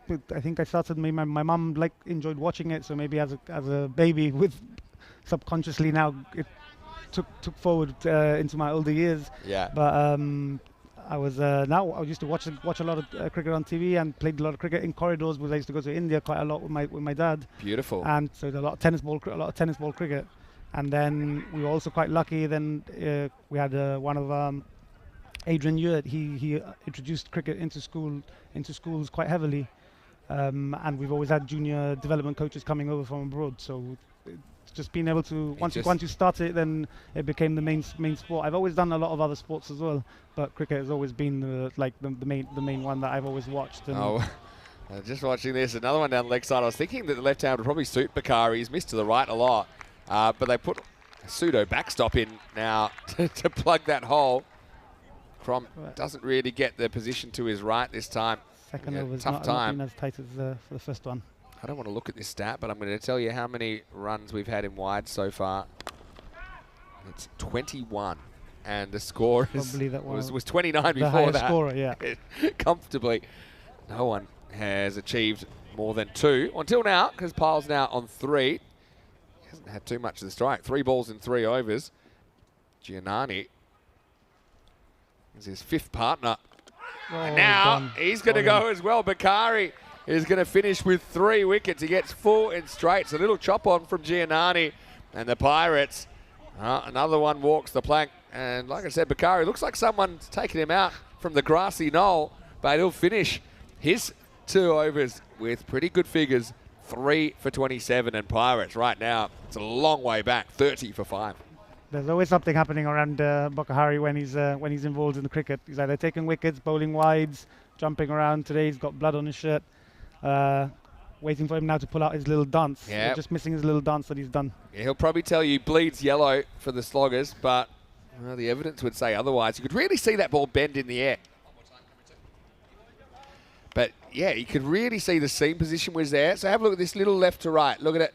Just goes a little bit. Inside edge, I think. Inside edge. It wasn't really a very correct swing of the bat from Giannani. He was just trying to keep it out. So, okay, runs-wise, it's not the worst. Anytime you leave a gap between bat and pad, there's got to be a little bit of movement that Bokhari gets. Then, so he's managed to get a little bit of an inside edge there and onto the stumps. And They drive through that gap. Well, Mike's saying he thinks the batting and fielding's improved a lot.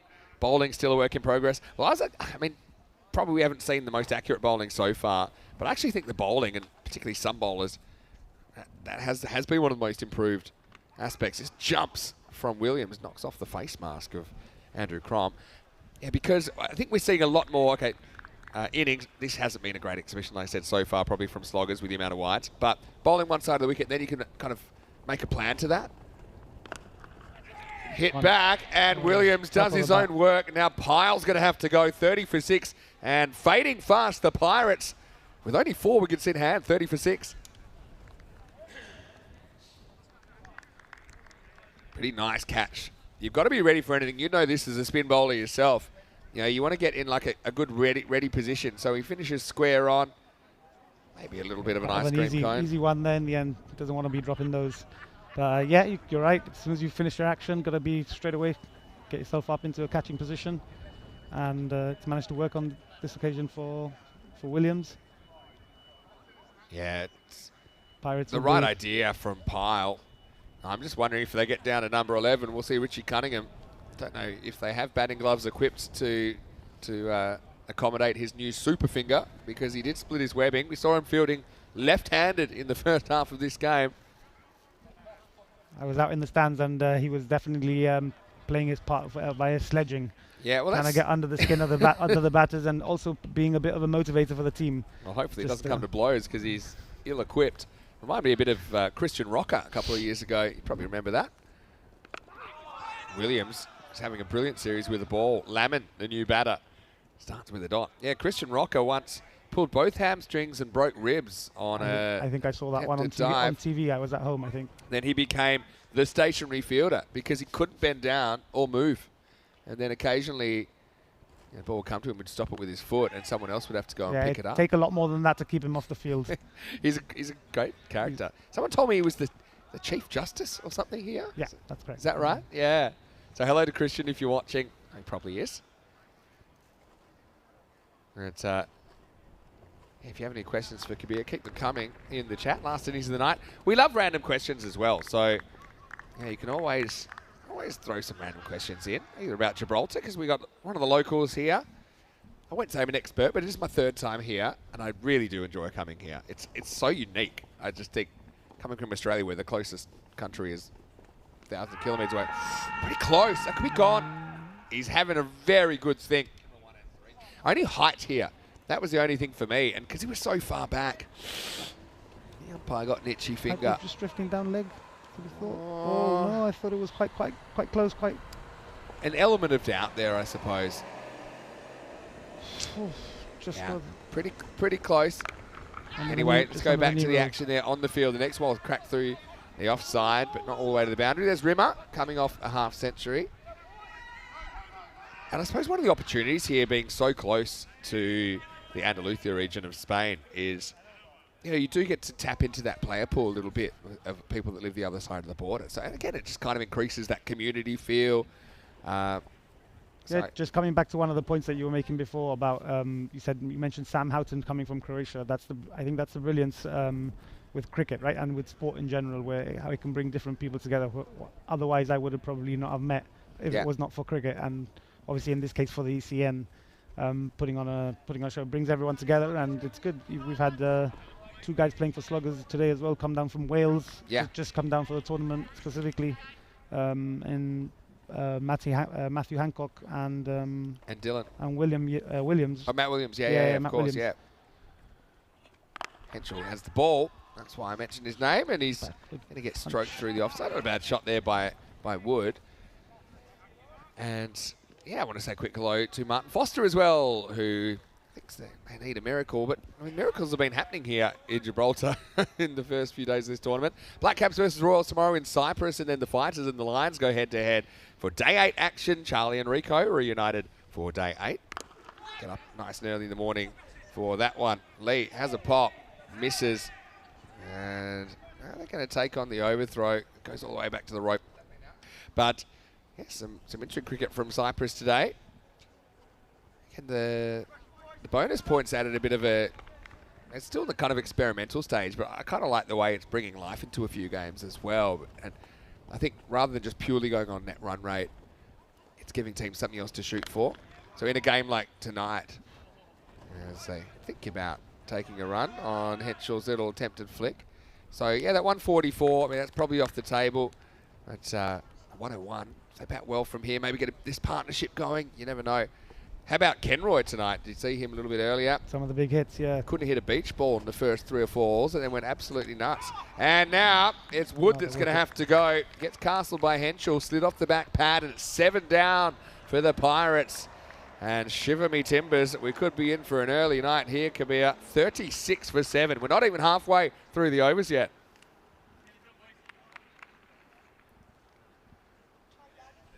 Check it Pirates out. seem to be struggling here. They're not really making a very, very good attempt at this. I think there are a lot of people are trying to go across the line, and what I've learned is on this pitch, you need to try and play as straight as possible, especially when they're bowling stump to stump. Yeah, you're right. I mean, it's an interesting pitch. It's a fairly new pitch, right? It's been in... Is it true that it's the second pitch that has been installed here? Did the first one get replaced? That's the rumour I heard. I can't tell you that. I can't tell you. But either way, it's pretty new. And when they're new, because the artificial grass is a little bit longer before it gets kind of trampled down and flattened and worn, I just think there's a bit of grip in it. I think that's why you see the spinners getting a bit of turn. I mentioned sometimes it'll slide on. And it's not a particularly quick pitch, I think, for the faster guys, someone like a Henschel. Oh, it goes forward. I think it hits his back foot and bounces over the keeper, AJ Crom. Garrett, don't think he'll get off the mark, but he will get a leg by for his team. Yeah, so it's just an interesting place. Obviously, there's so many different sports available at this complex. So you said that you played a few different sports. What other sports did you play growing up? What are you interested in? But we played a lot of football through the junior groups as well. A little bit of basketball, tennis, anything you could get your hands on. Really, you're a ball sport anything. kind of a guy. Yeah, I was definitely an outdoors person anyway. Weren't really at home too much with the social media element of stuff as it is nowadays. But just try to play as many sports as I could, really. And obviously, cricket is the one that followed through, representing Gibraltar. Yeah. But yeah, still to this day, as many sports as you can. Five-a-side football is the one that you play that we try and play as much as we can. So how about this 10-over format? Because it is quite different. And obviously you're very experienced as a cricketer. And no one probably feels that comfortable playing it in the beginning at least. But it does kind of force you into adapting your game and thinking on your feet a little bit, doesn't it? As we see James Scott coming in for a new over. But you seem to have been quite effective with the ball and the bat. So how does your approach change in a game like this? Or is it just the same thing as a 20-over game, for example? I think that it comes down to reading of a game situation. You understand that you've got less overs to try and score as many runs as you can, but it's just basically batting in game situations. Even 10 overs sometimes can seem like it's nothing, but really when you're out there, if you just take your time, you start batting. You don't really need to. You could start off by, even if your strike rate is 50 for the first 5 balls, you can always accelerate towards. Yeah, you can turn it's around. about reading the game situation.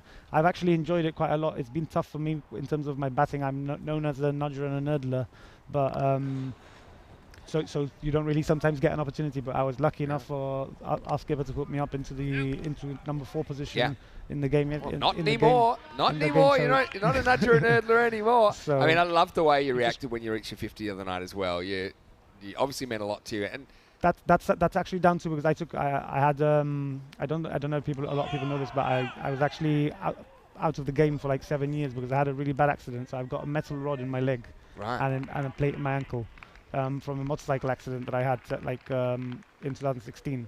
So I was out of the game for quite a while, and since I've come back, that was my first proper score. I've scored a 50 before against a touring side, but it's not the same feeling. One runs, one doesn't, and Lamont has to get his skates on. Well, it was a good race between... It was Garrett, actually, that was on strikers end. He was the one that was in more trouble between Garrett and the ball in the end. And Garrett wins the race. Oh, well, I didn't know that. So that is extra special then. Because you probably had your moments where you'd wondered if you'd ever get back and be able to 100%. play. Yeah, 100%. That's why even the first time I put the Gibraltar jersey back on and the Gibraltar cap back on, as we've seen, come in. Yeah, it's another good ball, top ball. That's the end of the over. So Scott only goes for 3, and Pirates 41 for 7 after 6. Yeah, so that is inspirational, and there are some amazing stories. I mean, we even had a one-armed player here before, didn't we? So Yeah, I think we were just talking about him, Danny. Yeah. Yeah. We put Richie Cunningham in proportion then. He just have one hand. He's still got his arm. But commitment 100%. he would, the top scorer with 5, and then Daylight, and then Single figures. extras 24. Imagine if it wasn't those extras. Rimmer comes back. So, well, this could be close. That's going to be gone as well. No. This time it's good return to the keeper, AJ Crom, and Hancock burgles another one. This time Garrett looks like he's running up the rock here, really. Let's have a look at it on the replay. Quick work from Crom. I like that's more traditional position. Gives him more options, and yeah, no need to go upstairs for that one. So 7 brings 8, and at the start of the 7th over, it's 41 for 8. We haven't had too many of these big kind of blowouts. It feels like there really is not too much hope of even challenging for the point here for the Pirates, who actually were in a winning position, let's not forget, in the first game of the night. They were very much on top. I was watching the first game from the stands, and we were saying how much they seemed to be coming on top. They were actually fielding quite close in as well, just because they were sledging them from quite close. But Bit of that's okay. It needs to be for a longer period of time, doesn't it? I'd have to be careful with my sledging here, because you've got to judge it with the wind, depending on who you want to hear it. Anyway, Rimmer continues, and Grimes comes in and plays a beautiful shot round the corner. He'll get 4. Well, maybe batting a few slots too low, Ryan Grimes, who was only in the headlines for the wrong reasons in the last game when he dropped a bit of a goober. But this is a nice start, just uses the pace of Rimmer. Yeah, Ryan Grimes is another one who's walking wounded, playing with one leg really, because he also had a really bad problem with an ACL and then his ankle, and he's had a couple of problems. So see what Rimmer goes here. Might go slower. Kind of normal pace, and they'll get through for a single. Yeah, it's quite an unusual place, like I said, but I just love describing it to people, because a lot of people around the world, when I've gone, they've heard of it. Or when I go back to Australia and spend some vacation time there, they can't quite. They think it's an island, for example. I'm like, yeah, it's a bit more to it than that. Most people have heard of the Rock of Gibraltar and the monkeys. By the way, I'm looking forward to getting up there in a couple of days. We're going to hike up there. I'm sure you've seen them before, I'm sure. Right? I have, yeah. Just working It's always good anytime you do come to see them. Sometimes you might catch one. It depends on which part of Gibraltar you're walking through. You might catch one in front of you. Yeah. When you're walking close to the rock on the backside. Just working out which one of the crew's bag I'm going to hide the bananas in this time, because they can be quite animated, as we found out last year. And so, 47 for 8 at the moment. Rimmer has put in a good shift here, 1 for 9. Last ball, the 7th. Grimes takes it on, but will just be a single. He'll retain the strike, and it's 48 for 8 after 7. Let's have a look at what's coming up tomorrow night here at the Rock. Well, you're going to be on deck against Rugby CC. Now, at one point, Rugby only had 1 single point, but they're making a bit of a charge at the moment. You guys are at the top of the table as we speak. How do you feel about your games tomorrow night? Yeah, looking forward to it, yeah. Good Rugby got 2 good wins yesterday. Should be a good matchup. Hopefully we can come out on top. I know it's going to be entertaining as well, though, because, yeah, Rugby CC, like I said, they put a bit of a run together last night. James Scott comes back for another over. This one sneaks between the batter and the leg stump. Yeah, a lot of people in the chat just having a bit of a discussion. And we do talk a lot about batting in this game, but I've got an expression that I like, which is that battles will win your matches, but bowlers will win your tournaments. Kind of bat for show, bowl for dough. I mean, the real test is, can you keep some of these batters quiet? So I think sometimes we use the conditions as an excuse for bowl. I don't think the bowling as a whole, I'm talking about the whole of Europe now, hasn't really caught up to what the batting has become. And the batters are being braver. They're not scared of getting out. And the bowlers really, they control the game. So I'd like to see a few more Yorkers getting hit. And I think that might make a bit of a difference. There's still sometimes bowlers come in, I don't know if they're really thinking about where they're putting the ball. They just feel like, well, I'm going to get hit no matter what. But what someone said this to me last year, and it kind of sticks with me. The good bowlers really stand out in this game. You can't just kind of stick a field back and wait for a miss hit on an 80-metre boundary or something like that. Good batsmen these days will just clear the boundaries. They'll sail over the fielders that are on touch on the line. There is a lot of thought process that goes into your bowling, and you need to be ready for what's happening ball to ball. You can't really overthink it, go into it with too many plans, because you need to play each batsman as they are. But what you can't do is bowl freebies down leg side. Everyone's under pressure in this game. Crom's been under unreasonable pressure tonight. He might want to just start down the leg side the way things have gone. Now wide's number 22 and 23. That doesn't mean there's been 23 wide deliveries. I think there's been 10. The issue is that some of them have gone for multiples. In a game like today, it doesn't seem like it's going to cost them at all. But you need to make sure that they don't bowl like that or bowl that many extras in any other games on maybe finals days. Yeah, definitely. And look, I'd be tempted maybe to give Kenroy an over. He only bowled 1 over in the series, and he kind of had the yips. There's still a couple of overs to go. I think we were talking about that just earlier, and I think when they saw him bowl his first over, they wanted to keep him away. Ooh, that was pretty close. So Scott goes pretty close to a wicket, but he ends up with pretty good figures of none for 7 off his 2. The score is 52 for 8 after 8. Okay, let's look to the future then, Kabir. I've still got you here for a couple of minutes, a couple of overs. Where would you like to see Gibraltar cricket going in the next 5 or 10 years? Now, what would you like to see the team achieve and Gibraltar cricket achieve in general? Well, I would just like for the national team, obviously, to keep evolving with whatever competitions we can play in and we are entitled to play in, and really more for the kids. Really, that's what we want to see. Obviously, women's cricket is doing really well. I'm sure now there's got to be some more tournaments. I'm sure the ECN will. Yeah, we'd love to. ECN will come up with some tournaments as well. But just growth of cricket in Gibraltar. The ball goes up. Catch it. It's dropped it. Put it down. Yeah, well, Howarth keeps game live now. We've got 2 batters running the same way. It's going to be a run out. Did he have the ball in his hand? Yeah, I think he throws it down onto the stumps. But, well, everyone's chuckling it up now, but they weren't laughing when Howarth dropped to Goober. But, I think he gets the ball in the stumps. He's definitely out of his crease. But first, Howarth, almost like a diving header style. Then we got some parallel running happening. And we'll just check it here. Ball watch. Yeah, see, for me, he kind of flicks the ball down. But, yeah, for me, you can kind of see he's released the ball onto the stumps. And so... yeah, we'll check it out here one more time on the replay. Yeah, you can see that's the ball that breaks the stumps. He's well out. So, a little bit of the old comedy running there. The old 2 wrongs make a right as far as the sloggers are concerned. And for a guy who just had a wicket and lost a wicket, he gets it back with a run out. He's coming out, Richie Cunningham. Oh, yeah, well, this is what we were worried about. Because it'll be 52 for 9, and it's Richie, a one-hand Richie, shades of Malcolm Marshall batting with one hand in England in the early 80s.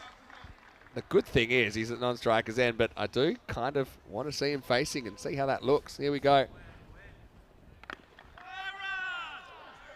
Big no run from Richie, who seems pretty comfortable. This might not be great for Lamon's strike rate because Richie, he's a character as well, Richie Cunningham, isn't he? He's really helpful. He does loads of good work for Gibraltar, but it's good to see him out there with a smile on his face still, even though he's only got one hand. The only touch of the series so far for Richie, until tonight, was him splitting his webbing at long off and having to have his hand sewn back together. Coming back too early against doctor's orders, but you just can't keep that guy out of the game. Anyway, come on. Laminator, get a single here. Strike. Nope. Nope. Well, I'll take 2 more dots. That means we'll get to see some R. Cunningham one-hand action. And that is not a movie title that I'd watch, but I'll be bringing it to you pretty shortly, I hope. Shot. Oh, shot. Oh, jeez. Well, River always wears it and they don't run. Oh, overthrows. Now Richie's going for it. He's got to be on strike now. Oh, it's going to be 4. Runs. It's 4 overthrows. Oh, wow. So, Lamon To be honest, it's a shot that deserved 4, but I didn't think it was going to be 4 like that. They'll take them anyway. They come right now. Was it the aggressive calling from Cunningham that creates this? And poor AJ, he's certainly been in the wars tonight. Oh, that was crazy. And look at that. He's just sitting there marking his guard. Meanwhile, poor AJ cops a Yorker. All right. Last ball of the ninth. We still don't have Cunningham on strike. Maybe a wide. So 57. Yeah, it's been a very interesting over. Say it all happens in the I ninth. imagine they'll take a single now. Hope not. I kind of want to play in a miss here. Oh, they get one. Commentator's curse. Well, Richie, how often would he have to bat one-handed in his life? We won't know what that looked like just yet. And so it's 58 for 9. 58 for 9 after 9. I want to say thanks for joining me, Kabir. It's been really nice to have you in the commentary. We'll keep you in, obviously, for the last over. And also wishing you the best of luck for tomorrow night. I mean, Tarek, just for me, you guys look like a very well put together team. It's probably no coincidence you're top of the table at the halfway point of the group stage. But I suppose the business end's coming this weekend. And it's a big finals day because 4 teams will still be in the running on finals day, right? Okay. Here we go with Lamond.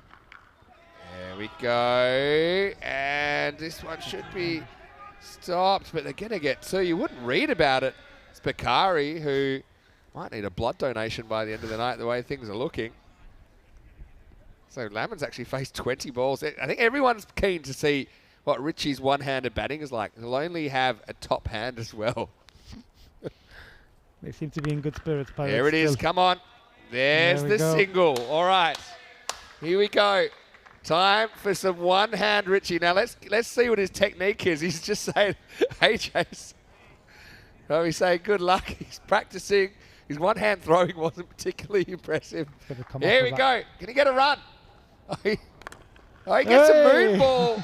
And now he's run out. Well, he's going to go. Well, Richie, it was actually one of the best golden ducks I've ever seen. I mean, to be fair, Howarth gave him a bit of a chance. And you can see I really like that. The players, they're close-knit. That's the best one-handed cover drive I've ever seen. But then he forgot he's still slow. And so there was a simple run out. And Howarth made good position. They'll be all out in the end with 3 left on the table. Check this out on the replay.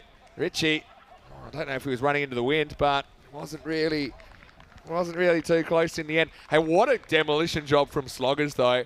It's amazing because Pirates, they were competitive in the first game. In fact, they were in a winning position at one stage, but they've just been torn apart here in the return clash. Final score, Sloggers 143, Pirates 61. Pretty entertaining game, though, nonetheless. Yeah, always enjoy it. They seem to just had a little bit of the wind taken out of their sails for the second game, Pirates did. But good 2 wins for Sloggers, and looking forward to playing tomorrow, really. Thanks for having me here. Yeah, no, it's been great to have you. Good luck tomorrow night, because yes, you are playing Rugby CC. Of course, you'll be playing for Tarek. 2 pretty strong teams going head-to-head tomorrow. Next time, we'll be at the right. We'll be 5:45 a.m. GMT. 5:45 p.m. GMT, I should say. Don't get up too early. 6:45 in Europe. But if you do want to get up early, well, there's Cyprus starting in the morning. It's day 8 there as the Group B action continues with Black Caps taking on the Royals in the first match of the day. They'll be playing in the morning session. Fighters Lions in the afternoon session. Well, Kabir, why don't we go through the highlights then? It was only really the wides that put any runs on the board for Pirates early, but it was those early blows that they'd never really recover from. A couple of LBW decisions. Bakari, he was getting it to go both ways.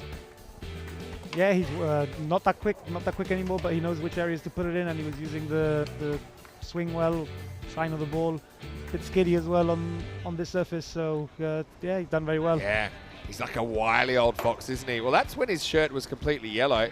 Don't think people will be wanting to use that shirt for a little while until it gets to the laundry, and then Rimmer was able to just slide that one through Bernie Burchek. And then, yeah, these run-outs kind of cost them as well. They were in a tough place because they kind of lost the nucleus of their batting lineup. That was a direct hit, actually, from Hancock for that run-out. And they couldn't do anything wrong, could they? to Yeah, Bakari. Maybe he got injured in a celebration. Maybe it was an aggressive high five gone wrong, because I don't remember him ever getting hit by the ball. We'll have to get to the bottom of that. Williams did what he normally does. Henschel came on. Couldn't really put a foot wrong. I mean, as a Turek player, he must be keeping a pretty close eye on these sloggers in particular, because they've got a few match winners in their side. Yeah, I've got a very close eye on Henschel already. After he hit me for 45 in 2 overs in the first game. But nah, it seems very good competition. And to be fair, it's good. We that's what we want. We want competition in this across this tournament, and seems like that's what we're getting at the minute. Yeah, this was the one that really sums it up. It was toing and froing, hokey pokey style, and Junaid eventually got the ball down onto the stumps. And then it got even more interesting, didn't it? Because we had these 4 no boundary from Lamin, and then we saw Richie finally get on strike. Howarth, he played ball, didn't he? He said, I'll give you a chance. And Richie looked like he was running on a 50-metre pitch as he got close. And, I mean, nice spirit between the two teams as well. But the Sloggers too strong. In fact, they will take 7 out of a possible 8 points away from the night. So according to my calculations, the Sloggers will be on top of the ladder at the end of the night. Although you'll have the right of reply tomorrow, Kabir. Looking at that scorecard, 24 wides in there and a no ball.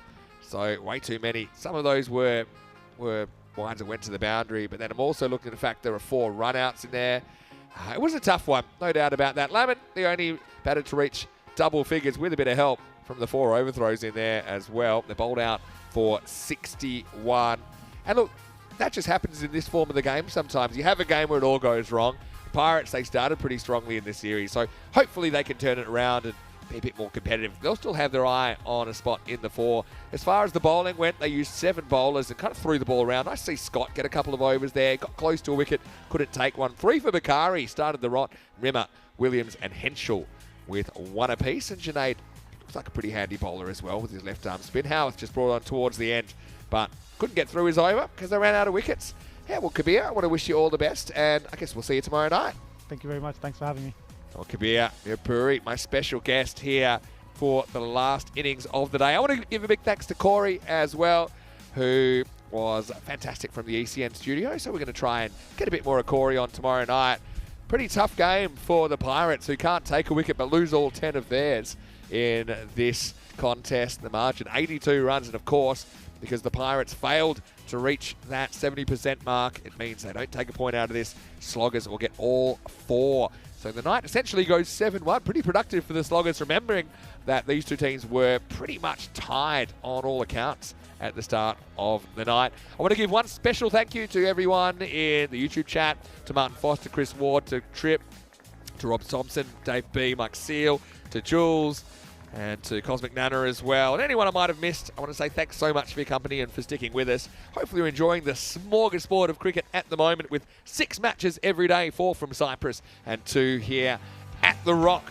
Well, it's been a big day of action once again. The Sloggers, well, they didn't really live up to their name with some exquisite stroke play, but they certainly look like a team to beat here as this series rockets into the second half. Just quickly before we go, like this video and subscribe. If you haven't already, tell your family and tell your friends about the European Cricket Network as we creep towards that 400,000 subscribers. Also, don't forget as well our social media at European Cricket. I think we'll see Matt Hancock's catch appear on there before too long. And also, do not forget to check out EuropeanCricket.com. The Spain fixtures are up now for the ECS, which starts on Monday in Barcelona. Big thanks again from all the Blue crew, and shout out to all the officials, umpires and helpers that make everything we do possible. We're going to leave you with some of the best bits of Night 6, but for now, this is Vinny Sandhu, Mr. Maximo. Big thanks to Louis Bruce and Kabir Mirpuri for their company tonight, to Corey Rutgers in the studio. Good luck to Rico and Charlie. They'll take you from here in the morning. Cyprus around the corner, but now let's enjoy some highlights from the Rock. We'll see you tomorrow night for more ECSN Gibraltar. Hasta mañana.